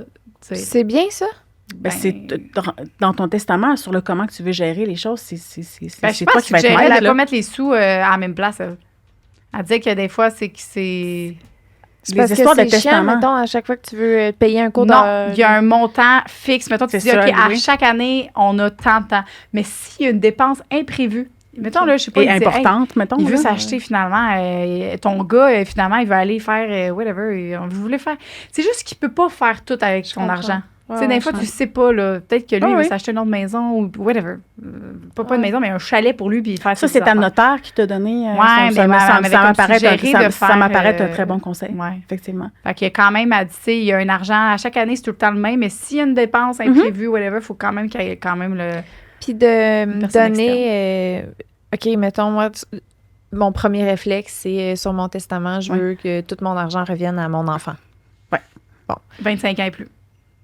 Sinon, c'est 21 ans. Tu peux avoir, mettons, juste avoir un certain montant de cet argent-là par année, mettons. Lui, ça? Oui. À partir de quel âge, mettons? Mettons, à partir de quand il a 18 ans, un petit montant pour l'aider, 19, un petit montant. Je pense que ça c'est possible. Étant entendu qu'on ne veut pas laisser un enfant avec un trop gros montant d'argent à un trop jeune enfant de façon générale. Là. Mais oui, il y a moyen de moyenner ça. Là, moi, j'avais dit 25 là, parce qu'à 21 ans, j'ai un ami qui a eu son père est décédé. Puis aussi, j'ai des histoires à 18 ans, je pense. Moi aussi, j'ai une histoire comme ça. Ça a été il n'y en a plus. Là. Puis il n'y a plus d'argent. Puis aujourd'hui, il dit, pour vrai, j'aurais tellement aimé ça qu'on me le donne à 25 ans. Oui. Cet argent-là, à 21 ans, puis à 18 ans, tu n'as pas les mêmes besoins. Puis la même maturité aussi, tu sais, pour dépenser ça. Mais tu vois, ça, c'est tout est fait parce qu'il y a un testament. Sinon, là, c'est tout garoché de même. Puis ton enfant, il peut scraper tout ça parce qu'il n'est pas assez conscient de tout ça. 25 ans, c'est un bon âge. 25 ans, moi, à 25 ans, je savais où je m'en allais. Oui, moi aussi.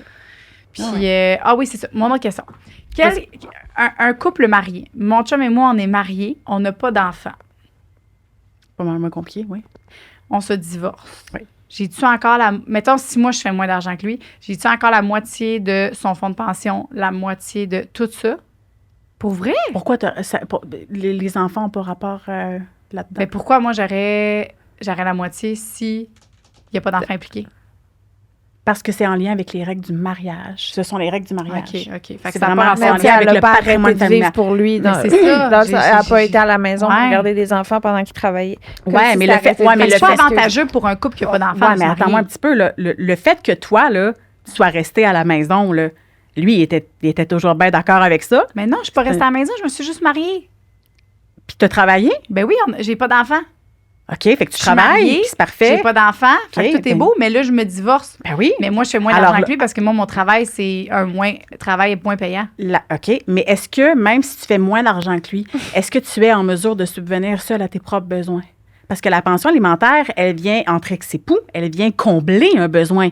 Si l'épouse ou l'époux n'a pas de besoin et est capable de subvenir seul à ses propres besoins, à ce moment-là, on n'a pas besoin d'avoir recours à l'obligation alimentaire. C'est pas... Mais il y a le 50-50. Fonds de pension, le fonds de pension, fonds de REER. Oui, ça s'applique quand même. L'obligation alimentaire, ben oui, absolument. Puis on n'oublie pas, fonds de pension REER, c'est ce qui est accumulé durant le mariage qui est partagé avant, pas avant le mariage. Tu sors du notaire après un mariage, puis les deux, ils ont égal de choses, d'argent. C'est fou. Il y a des nuances là-dessus, les filles, parce qu'avec des enfants, je suis tellement d'accord, je suis la personne la plus pour vrai. Mais quand il n'y a pas d'enfants, je comprends pas comment que... Tu sais, j'ai mon métier, puis mon chum a son métier. Ouais. Pourquoi j'irais... Tu sais, je sais pas. On dirait que... ça, c'est les règles du mariage. On n'oublie pas, le mariage, c'est un contrat civil. C'est un contrat civil. Puis tu peux pas esquiver cette règle-là. Absolument, oui. À un seul moment, au moment du divorce. Hey. Ça, là, je vais vous le marteler jusqu'à la fin. Il y a un petit espoir. Mais il y a des nuances. C'est pas avantageux pour quelqu'un de se marier qui n'a pas d'enfant. Je vous donne un exemple. Le 50-50. Mettons, on prend la résidence familiale, OK? Qui est dans le patrimoine familial. Et si, mettons, monsieur, il y avait la maison avant de se marier, puis qu'elle était toute payée, c'est ça. on va en tenir compte dans le partage du patrimoine familial. Parce qu'il faut établir, quand on partage un patrimoine, il faut établir la valeur partageable. Fait qu'on va en tenir compte dans l'établissement de la valeur partageable, le fait que lui, il avait déjà une maison de 300 000 déjà payée, on en tient compte. Moi, c'est le REER puis le mot de CELI, là, que je suis comme... CELI, ça ne rentre pas dans le patrimoine familial. Ah, fait que fais des CELI, la gang. Mais je pense qu'il faut le voir comme un genre de truc que tu bâtis à deux, tu sais. Oui, mettons, sexe oral, là, toi puis moi. On prend, tu sais, mettons, un beau mariage. On regarde ça, puis à la fin, ben, mettons, sexe oral, c'est juste toi qui pars avec, ben là, tu vas avoir 100 mais le temps qu'on a duré, ben 50 on prend Ben oui, exact. Non, mais c'est comme ça. un mariage. Non, te dis, tu viens de le dire. Si jamais c'est fini, ben, tu prends 100 mais non, c'est pas comme ça. Non, mais une fois que c'est terminé, tout ce qui est derrière nous, on prend chacun 50-50. Mais mettons, tu continues avec une autre co-animatrice, ben là, après ça me regarde plus. Non, je pense que tu aurais quand même des parts à prendre. Parce que le nom, on le construit ensemble, fait que tu aurais quand même des parts à prendre sur Sexe oral, ma belle. Nice! Ta prochaine co-animatrice. Ah, j'ai dit ça! Va prendre ton salaire. Hey, tu t'en vas pas! Ben non, t'es hey, folle! Moi, je m'en vais. Yeah! Puis on va revenir à 70 ans. Nous, on le dit, hein, le jour où est-ce qu'on arrête, on va revenir, inquiétez-vous, on va parler de notre petite vieille madame là, à 70 ans. Là. Ce n'est qu'un au revoir. C'est tellement drôle. OK, mais là, on a d'autres questions, là. On a d'autres questions. Oui. Ben, c'est parce que si je le vois comme ça fait plus de sens pour moi de me dire, mettons, j'ai été mariée pendant, je sais pas moi, 5 ans. Ouais. J'assume que le divorce, c'est une chance sur 2. C'est pas grave, je fais un petit bout de chemin avec toi. Ouais. On bâtit un empire ensemble. On s'élève vers le haut. On fait de l'argent à 2. On se quitte, mais voici notre beau 5 ans qu'on a pensé ensemble. On a fait ce montant-là à 2. Chacun, on prend notre partie. Bye, c'était bien le fun. Pour les compensations, c'est bien. Tu résumes bien ça. Mais ça peut être positif de le voir comme ça. Oui, exact. C'est ça dans ton cas à toi que tu dis qu'on a élevé un empire ensemble.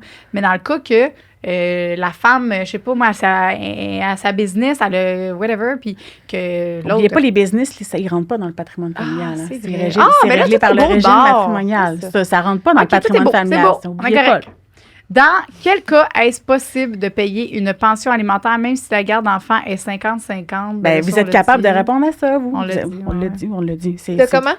Dans quel cas est-ce possible de payer une pension alimentaire même si la garde est 50? Fait que sur 50-50, on ne paye pas de pension. C'est ça la réponse. 50-50, s'il y a le même salaire, on ne paye pas. C'est ça, exact. Alors, la réponse à la question, c'est si un des deux fait plus de sous que l'autre, il va payer une pension alimentaire à son ex pour venir rééquilibrer les revenus. Oui.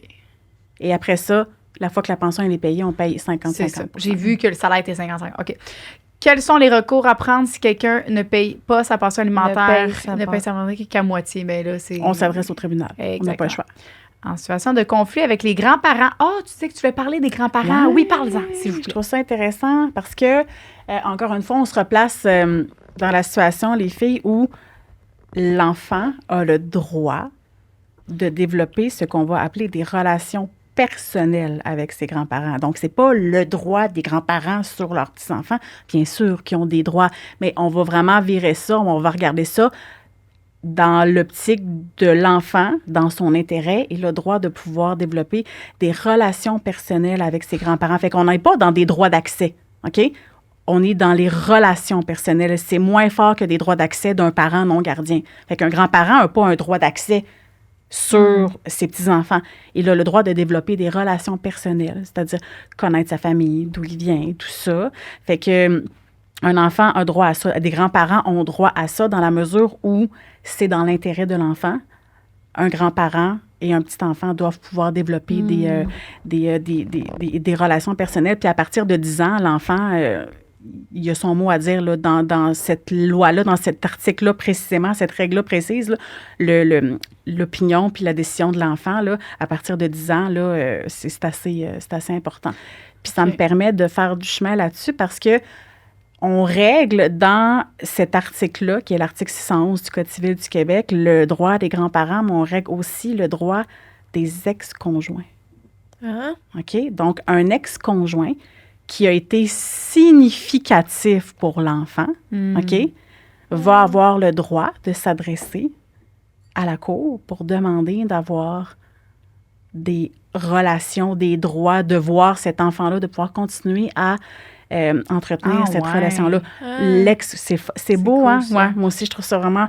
Fait que cet ex-conjoint-là doit avoir été significatif. OK? Fait que ça aussi, ça existe. Puis ça, c'est l'enfant qui dit ça aussi. Exactement. Oui, j'aimerais ça garder un exactement. Fait que moi, j'ai un exemple qui me vient en tête. Tu sais, mettons, un homme qui a été là toute la vie durant de l'enfant, puis qu'au bout, quand le jeune est rendu à 30 ans, puis si jeune que ça, ben là, il se sépare. Là, 30 ans, c'est vraiment pas un bon exemple parce qu'il est rendu à 30 ans. 18 ans. Ouais. 17 ans. Ouais. Ou 16 ans. Tu le connais puis depuis que tu as 5 ans, tu sais, bon sang, là. Puis, tu sais... C'est pas ton père, dans la mesure, élevé. Exactement. Puis dans la mesure où c'est dans l'intérêt d'un enfant, on voit qu'on peut faire ce genre de demande-là c'était possible, mais là, c'est rendu codifié, cette règle-là, par rapport à l'ex-conjoint. Fait que la maman ça, qui vraiment dit, mettons, je sais pas moi, mange la chenoute, mange la marde, je veux plus que tu vois mon enfant, mais lui a des droits maintenant. Elle pourrait se buter un mur, effectivement. Effectivement, dans la mesure où il a été significatif. Puis qu'il n'y ait pas un danger, puis qu'il est bien pour l'enfant. Exactement. Fait que ça, je trouvais ça beau, je trouvais ça intéressant. Fait qu'on fait du chemin. Fait que les grands-parents, mais aussi les ex-conjoints. Puis grands-parents aussi, c'est ça. Lui, parce que souvent, des chicanes, mettons, là, ben, ma mère, tu sais, puis il y en a souvent.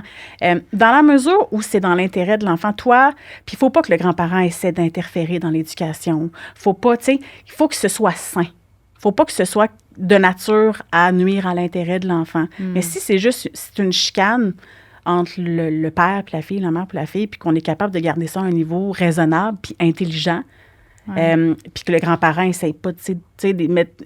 ça va être possible, là, tu sais, dans la mesure où c'est dans l'intérêt de l'enfant. Oui, absolument. Conflit avec les grands-parents. En situation de conflit avec les grands-parents, est-ce qu'ils ont droit à une visite obligatoire de leurs petits-enfants? Ça, on le dit. Ma mère a reçu une pension alimentaire très élevée lorsque j'étais jeune, mais elle n'a jamais été utilisée pour moi. Possible de le déclarer. Non. De le réclamer. Maintenant adulte. On a compris. Ah, ben là, ça c'est... Alors, la question, c'était, ma mère, elle a reçu une pension alimentaire pour moi très élevée. Lorsque j'étais jeune, elle n'a jamais été utilisée pour moi. Est-ce que je peux la réclamer maintenant que je suis une adulte? La réponse est non. Ah non? Non. La réponse est non. Comme je vous l'expliquais tout à l'heure, le parent gardien qui reçoit la pension alimentaire est le seul maître de comment cette pension alimentaire-là se dépense. Puis d'abord, comment prouver que ça n'a pas été utilisé pour les besoins de l'enfant d'une chose l'une, même si je voulais pousser le raisonnement, là, premièrement. Deuxièmement, c'est ça. Elle le décidait. Puis cette personne-là, la fois que elle a quitté l'unifamilial, puis qu'elle veut aller en appartement, puis il faut qu'elle aille faire un beau projet d'études, je ne sais pas moi où, bien, elle aurait pu demander si c'est possible que la pension lui soit directement versée la fois qu'elle est encore un enfant à charge. Là, il n'y a plus... fait que c'est bon là, de le savoir. Là. C'est ça. Mais malheureusement, la réponse, c'est non. À la question. Parce qu'il faut un cours à l'école pour apprendre les droits des enfants. Au lieu de catéchèse, mettons, là, je sais pas. Oui. éthique. Mais non, c'est vrai qu'éthique, c'est bon, mais il manque un cours là-dedans. Oui, non, c'est vrai.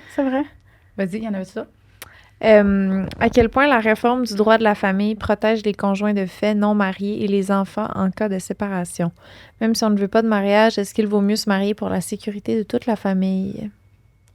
Ben, on l'a un peu vu là, avec le parallèle, là, avec le projet de loi qui a été déposé, qui vient justement pallier, à tout le moins en partie, à ces inégalités-là qui existent parce que, comme on le disait d'entrée de jeu ou dans l'autre podcast avant, un époux qui se sépare s'expose exactement au même risque qu'un conjoint de fait qui se sépare. Or, il bénéficie de plus de protection. Fait qu'avec le projet de loi 56 qui vient créer l'union parentale, on tend à vouloir venir pallier à ce déséquilibre-là, tant pour les conjoints que pour les enfants qui vivent dans le même déséquilibre par la bande. Là, fait que, il y a une question très bonne que tu voulais parler aussi de quelque chose dans ce sujet-là.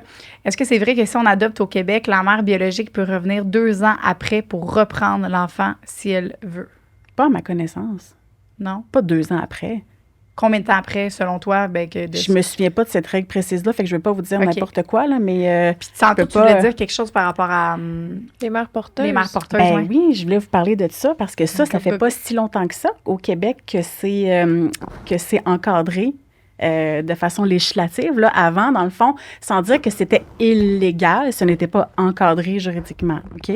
Fait que maintenant, la grossesse pour autrui, OK? On va devoir venir signer ce qu'on appelle une convention de grossesse avant la grossesse qui va venir encadrer cette grossesse-là pour autrui. OK?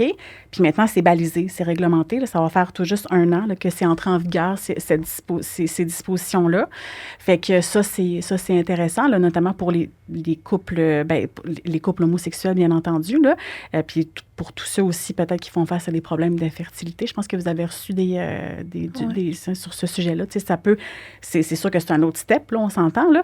Mais maintenant, c'est encadré. On dirait que je comprends pas trop. Qu'est-ce que dans le fond, on va avoir un couple qui, pour X ou Y raison, ne pourra pas avoir lui-même d'enfant, fait qu'ils vont faire affaire avec une femme qui va être la mère porteuse, dans le fond. Puis là, ça, avant, c'était pas encadré. Okay. Maintenant, ça l'est. On signe une convention de grossesse avant la grossesse. La femme doit... Bon, tout le monde doit être domicilié au Québec. La femme doit être âgée de 21 ans et plus. Elle ne doit pas avoir de... faut pas avoir de risque que le matériel reproductif d'une même famille soit mélangé. Ce genre de choses-là. La rémunération, elle est interdite. C'est un contrat qui doit se faire à titre gratuit, sauf le remboursement de certaines dépenses. On s'entend. Normalement, ça se fait à titre gratuit. Est-ce que dans les faits, ça se fait... Il existe, ça se pourrait. Payer là, son épicerie, payer son... C'est ça, sauf le remboursement, mais ces dépenses-là, elles sont établies par règlement. Là, je les ai pas par cœur. Là. Fait qu'il faut que ça se fasse à titre gratuit. Et une fois la naissance de l'enfant, donc une fois que l'enfant est né vivant et viable, elle doit donner son consentement pour que la filiation soit changée et établie à l'égard des 2 parents qui sont, dans le fond, les investigateurs du projet parental, dans le fond. Attends, mais là, elle peut encore changer d'idée quand le bébé naît? C'est ce que j'en comprends, effectivement. Elle doit vraiment donner son consentement par écrit ça, devant le notaire, soit par acte notarié, soit par écrit devant 2 témoins qui n'ont aucun intérêt au projet parental. Donc, à titre d'exemple, ça pourrait être, j'imagine, du personnel soignant à l'hôpital, quelque chose comme ça. Et ce qui est cool aussi, c'est que avec ces événements-là, ces changements-là dans la législation, c'est que, imaginez, les mères porteuses, ils ont même droit au RQAP maintenant. C'est quoi ça, donc? C'est le régime d'assurance parentale québécois. C'est congé de maternité. Tu travailles pas. Congé de maternité. Tu es en congé. Fait que, cool. c'est quand même des changements. Mais là, mettons, là, je sais pas si c'est ça dans le fond, mais mettons une mère porteuse, mais que c'est pas... Il y a rien qui est à elle, là. C'est comme l'œuf d'une autre femme. Ouais. L'ovule, oui, mais c'est ça. Non, mais c'est où? Elle a été... Il y a rien qui est à elle, là. Ah, ouais. Puis le bébé naît. Hein? Mais c'est pas à elle, c'est vrai, ça. Elle peut pas faire « je le garde ». Ben, c'est pas son sperme, c'est pas son riz. C'est ça. Mais ça. Excuse-moi, je suis fatiguée. On comprend. Mais il faut qu'elle donne. C'est vraiment... C'est dans les règles, il faut vraiment qu'elle donne son consentement par écrit, une fois la naissance, pour que la filiation soit établie, là, pour changer la filiation. La personne qui... moi, j'en connais des gens dans mon entourage qui ont fait ça, là, à leurs amis, là. Qu'est-ce que tu veux dire? Leur enfant. Ah oui, hein, OK. Ouais. Oh mon Dieu, méchant cadeau. 2. Wow. 2. Wow. C'est des personnes de leur entourage qui ont fait ça. Moi, je me disais, hey, tu sais, tu la vois grandir, genre, tu vois cet enfant-là grandir. Je suis comme, oh mon Dieu, c'est tellement le plus beau cadeau, mais en même temps, je suis comme, est-ce que cette personne-là, elle peut changer d'avis? Au moment de la naissance. C'est au moment de la naissance, parce qu'après ça, il y a un papier qui signe, c'est ça? Exactement. Il faut que ce Une soit fois prévu qu'il est signé, spécifiquement. là, mettons, un mois après, là, et genre, non. Faudrait que j'aille je penserais pas qu'elle puisse... Faudrait que je regarde, là. Ça, je suis pas Mais en allée, même temps, tu sais, quand tu es dans cette... Quand tu prends cette décision-là, je me dis... Mais c'est qu'à la base, on garde en tête que dès le départ, ça a été très, très clair que tu faisais ça. Puis là, maintenant, en plus, ça a le mérite d'être encadré. Ouais. Là. Parce que moi, le dire puis le faire, ça serait complètement deux choses. C'est clair. On dirait que dans ma tête, je serais comme, ben oui, quel je don pourrais de offrir soi. la vie. Hey, c'est quoi cette histoire-là qu'il y a une maman qui a porté, parce que sa fille ne pouvait pas avoir, il y a une maman qui a porté, puis pour sa fille. Je peux ça passer. quelque chose. Oui. Parce que la maman était capable d'avoir un enfant qu'elle l'a porté pour sa fille. Puis il y a une fille qui a porté son jumeau. OK. Hein? Longue histoire, là. Mais c'est un bébé fou, in vitro. Attends, c'est un bébé in vitro. Puis il y avait d'autres bébés in vitro. Ouais. Elle est devenue une adulte. Puis elle a pris les œufs que sa mère a fait faire pour le porter. Puis qu'elle donne naissance à son jumeau dans le sens que le bébé qui a été fait en même temps qu'elle. Impossible. Mais c'est son enfant à elle. Parce que ça se conserve quand même longtemps, ça. Mais c'est ça. Mais c'est fucké, hein? Mais moi, tu vois, ça, je le ferais pour ma fille, là. Mais pour vrai, tu sais, j'ai vu ça, mais c'est-tu vrai? Non, on quelque comprend, chose, là, mais c'est vrai. C'était le cas. Mais toi, t'as une fille, là, puis elle peut pas avoir d'enfant, puis tu sais, c'est très compliqué. Il y a beaucoup de si, puis de le ferait. On dirait que moi, je le ferais. Mettons que c'est son aveu au plus profond d'elle. Genre, je pense que je le ferais, moi. Ben, parce qu'en plus, elle reste en famille. Hein, c'est possible, c'est ta petite mais... fille. C'est comme, mais c'est ta fille, mais c'est ta petite fille. Moi, c'est vu comme... que j'ai un petit gars, on dirait que c'est bizarre. Tu ferais-tu un bébé à ton petit gars? Ben non, tu sais, Chris, là. Ouais. Tu comprends ce que je veux sais dire? pas, mais moi, on dirait que je trouve ça beau. Ouais, ben, je suis peut-être dans une mais autre... tu peux pas faire un petit bébé à ton petit T'étais pas dans le gars. mood d'aujourd'hui, c'est juste ça. T'étais pas dans le mood d'aujourd'hui de ça. Ouais, non, mais tu sais, le contexte, tu sais, de comme... Ouais, j'ai fait un enfant pour mon fils. Tu sais, ça se dit mal, là. Je sais pas, mais j'imagine Ouais, tellement que je trouve c'est... Je sais pas, la maman qui est comme, hey, ma fille, elle voulait tellement, puis elle pouvait pas, puis whatever, je sais pas, là, regarde. Mais c'est sûr que je dirais, hey, c'est une autre option, fais l'autre option, là, tu sais. Ouais. Fait que ça, c'est nouveau, les filles, puis c'est intéressant parce que maintenant, c'est encadré. Je sais pas, finalement, c'est un prix, regarde, la gang, je sais pas. Ben, moi, je trouve ça beau comme histoire. Mais c'est ça. Mais non. Alors, est-ce que tu le ferais, toi? Non, je pense que ça part en couille. On le sait pas trop, là. Regarde, dire et faire, c'est deux choses aussi. Exactement. Hein? Tout à fait, tout à fait. Mais non, mais c'est une grossesse pour autrui, tout qu'un contrat. Là. Fait qu'il y a un don de soi. Puis, mais maintenant, ça a le mérite d'être encadré. Ça, c'est vraiment, c'est super. Vraiment. Parce que, c'est ça, on a entendu des histoires compliquées. Quoi? Il est arrivé quelque chose aussi. Je connais une histoire, je peux le dire, mais je n'aime pas de nom. Qu'est-ce qu'il y a? C'est vraiment incroyable comme histoire. Puis là, je veux que tu me dises si tu as déjà entendu ça. OK, vas-y. Un couple de jeunes, des gens, OK? Elle tombe enceinte, sa blonde, elle tombe enceinte. Le papa, tout est beau. Le papa est père. Ils sont beaux, tout est beau. Oui. Puis je sais où tu t'en vas. 1 an, 2 ans après, je pense, il a su qu'elle l'avait trompé. Oui. Et les dates concordent à ça. Oui. Je sais exactement où tu t'en vas. C'est quoi ta question? Ma question, c'est qu'est-ce qu'on peut faire pour ça? Parce que là, dans le fond, elle, je présume... Bon, d'abord, là, on va parler de la filiation, OK? C'est arrivé pour vous. Une filiation va devenir inattaquable, OK, quand il y a le concours de 2 éléments. J'imagine que le père présumé, là, celui qui s'est comporté comme un père depuis les 2 dernières années, c'est lui qui est écrit sur le certificat de naissance de l'enfant. Alors, le certificat de naissance combiné à ce qu'on va appeler une possession d'état constante. Traduction, le gars s'est comporté comme le père de cet enfant-là en tout point durant les 2 dernières années. Et son nom apparaît sur le certificat de naissance. De cette manière-là, sa filiation à lui, elle devient inattaquable. Ah! Non. Puis l'autre vrai papa, lui, qui revient, il dit, ben là, c'est moi le papa. C'est ça, puis c'est tout. Non, mais je suis contente pour mon ami, là. Ouais. Tu comprends? Alors, ça prend la combinaison de ces deux choses-là. Est-ce que lui, mettons, il dit, OK, je suis le garçon. Il dit, moi, là, tu m'as trompé, c'est même pas mon enfant, mais il mange la menthe, puis je te donne pas de pension. Peux-tu faire ça? Ben là, donc, il viendrait renoncer. Il pourrait pas faire ça, c'est Non. le père. Il viendrait... Attends, il viendrait auto-contester sa propre filiation. Attends. Ben parce que lui, Là, on mettons, parle il dit, ici du père biologique. Ben ou- oui, ben parce que non, c'est pas Non, biologique, là. mais lui, il est le père. Non, mais lui, gars, il est le père. Mais c'est légalement, pas le père. légalement, il est le père. Légalement, Ouais. il est le père Mais et il a finalement- les obligations qui découlent de l'autorité parentale. Mais il y a le dont goût d'être l'obligation. père, de toute façon, Mais ça non. fait 2 ans qu'il Mais prend C'est son- ça, OK, c'est ça ça. fait 1 an. Tu sais, tu comprends? Là, finalement, Ah, mais puis, même puis là. moi, puis elle te sépare parce qu'elle, elle retourne avec son... Ça fait 1 an, ça fait 2 mois, on s'en Non, calisse. je Tu sais. penses que c'est ton bébé? Oui, mais ton je ami, te c'est un donne le esti gars. sans cœur. Elle est partie, puis lui, il faut qu'il Es-tu paye... vraiment parti? Mais non, mais ils se sont séparés parce que là, il a su qu'elle allait tromper. Mais Tu il veut comprends? encore être le père de cet enfant-là? Ben, ça, je sais pas Ben, l'histoire. c'est parce que c'est central comme question, mais de OK. toute manière, légalement parlant, à mon Mais avis, à ce légalement. stade-ci, il est son père. Légalement, alors il a l'obligation alimentaire. À ce stade-ci. C'est bon, mais... Selon les faits que tu me donnes, là, il pourrait peut-être avoir des nuances, là, mais il est le père de cet enfant-là légalement. Même s'il y a 3 mois, l'enfant.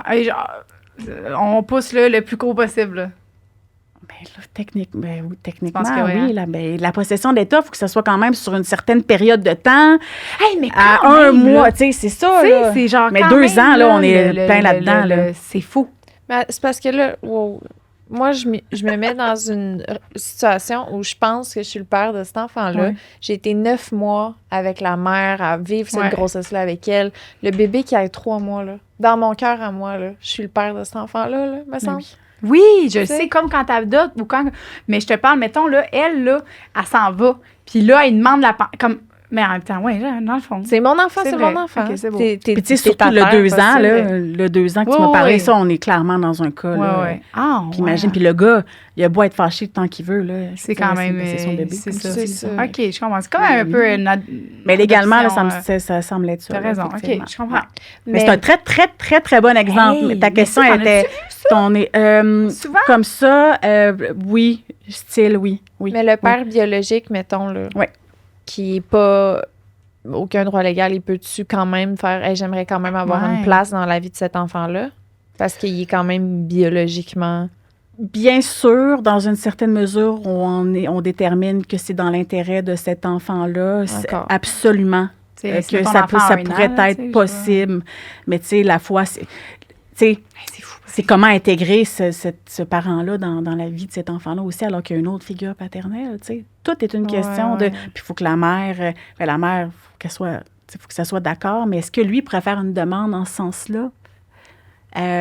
Puis qui ne viserait pas à venir faire établir sa filiation à lui, mais on présenterait une demande dans ce sens-là, dans l'intérêt de l'enfant? Il faudrait quasiment Faudrait que ce que soit l'enfant qui soit au courant puis que ce soit lui qui fasse une demande à rencontrer son vrai père. C'est sûr que l'enfant plus tard pourra le faire, mais j'y pense, puis je suis pas complètement... Je penserais que oui, il faudrait que je pense comme il faut. Mais Ça ne parce m'apparaît pas impossible. Si c'est dans l'intérêt de l'enfant, ça ne m'apparaît pas... Parce qu'imagine, j'ai jamais eu ce cas-là, j'ai jamais eu ça, honnêtement. Là. l'enfant a 5 ans, il sait pas que c'est pas son vrai père. Ah non, puis plus que ça, les enfants, il y en a un père. Ouais, c'est Il en ça. a un père pour lui. Ouais. Crime, c'est comme si C'est moi, je ça. me réveillais demain matin, puis je disais à mon chum, hey, en passant, c'est pas toi le père de nos C'est gars. pour ça qu'à ce moment-là, le père biologique qui arrive, qui est comme je veux rencontrer mon enfant, ils sont comme ben c'est parce que là l'enfant il sait pas là, tu Non, bouleverses c'est ça, sa puis- vie, c'est Ben, pas dans c'est son ça. intérêt. Puis à cet surtout enfant-là. que là, c'est que il y a une filiation qui est Mhm. établie à l'égard de notre papa. Là, c'est que ça rajoute comme une Ouais. difficulté. Seigneur, c'est compliqué C'est ta job. compliqué. Mais, hey, non, mais c'est... quand J'ai je mal dis à ça, la j'étais tête, comme, j'ai mal à la tête. Mais tu sais, vous avez bien raison, mais c'est Mais tous c'était des cas c'était vraiment une bonne différents, question. hein. Ça nous a permis de parler de faire du ça. push. Ouais, Ouais, ouais, on fait plein. C'est sûr On qu'il y en a- a plein. Même, comme tu disais, là, c'est toi qui disais ça maintenant, tu as dit, on est né, on le sait même pas, dans le fond, tu sais. De quoi qu'on Il parle? y a un pourcentage. Ah oui, j'ai ça maintenant. Je sais pas où j'ai pogné ça, là, mais 1 personne sur 7 ne serait pas vraiment. C'est drôle. C'est qui a dit ça? Je sais pas, mais Ah, j'étais une là. personne sur 7? Un Une enfant personne sur sur sept. 6, C'est beaucoup pas quand même. son vrai père, genre. là. C'est beaucoup!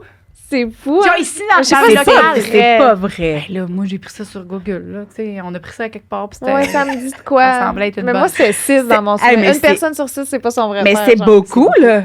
Hey, on t'a au party de Noël quand j'ai dit ça. Répétez pas ça, on le sait pas, là. Non, c'est une... Mais en tout cas, on a vu ça.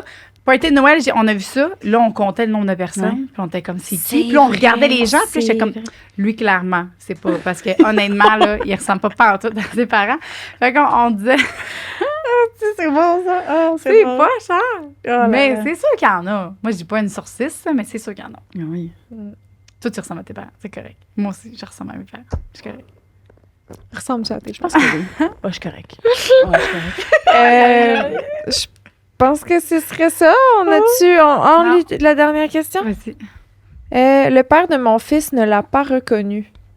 Il a maintenant 13 ans et je me demande quels sont ses droits. Il vient le voir on and off, ça affecte énormément mon garçon, il n'est pas constant, ne tient pas ses promesses, etc. J'autorisais jusqu'à tout dernièrement qu'il le voie parce qu'il m'en faisait la demande, mais le après est toujours chaotique. Est-ce que je peux juste lui interdire? Il n'a jamais contribué ou que très peu. Merci. Financièrement? Oui, on dirait. Mais cette fille-là, est-ce qu'elle a... Parce que c'est beau les droits d'accès des parents, là, mais on se remet toujours, on se place toujours dans ce qui est meilleur pour l'enfant. Puis clairement, des droits d'accès comme ça qui sont sporadiques, qui arrivent une fois ou 2 mois, une fois 3 mois, une fois ou 6 mois, etc. Rendu à un certain point, ça peut être beaucoup plus dommageable pour l'enfant qu'autre chose. On s'entend? Fait que est-ce qu'elle pourrait lui interdire complètement, aller chercher un jugement à ce sujet-là?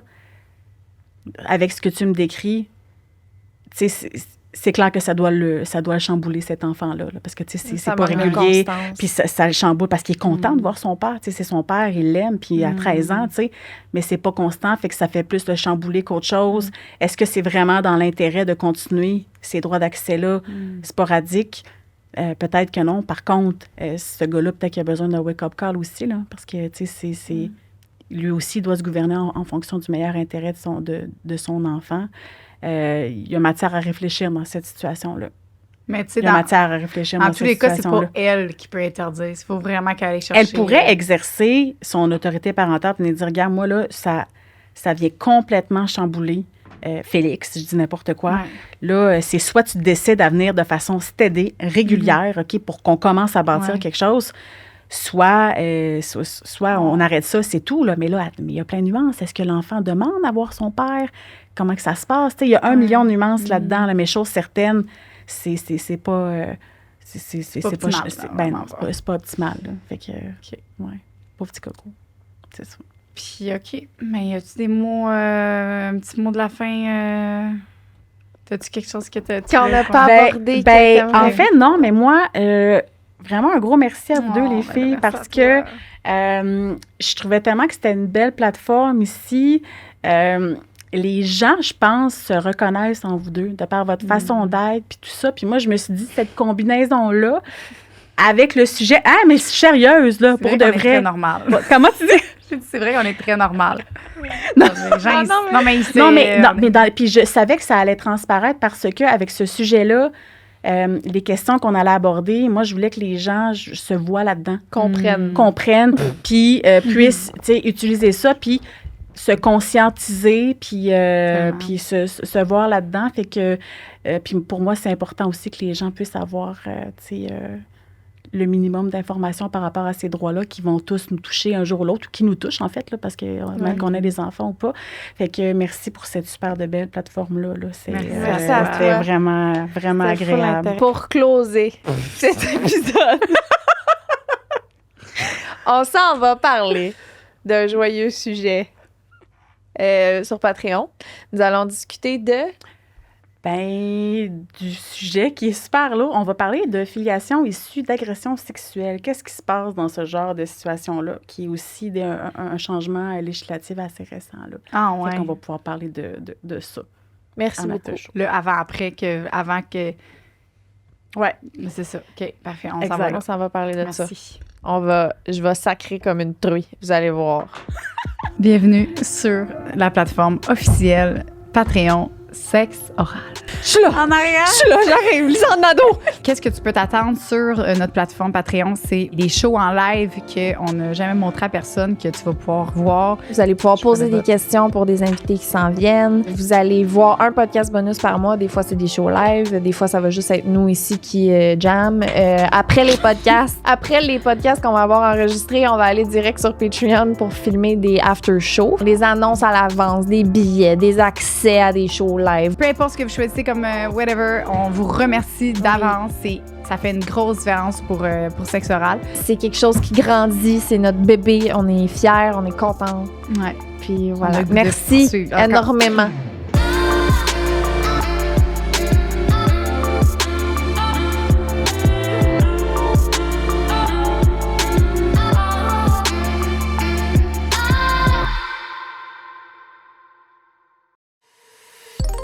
Une production du Studio SF.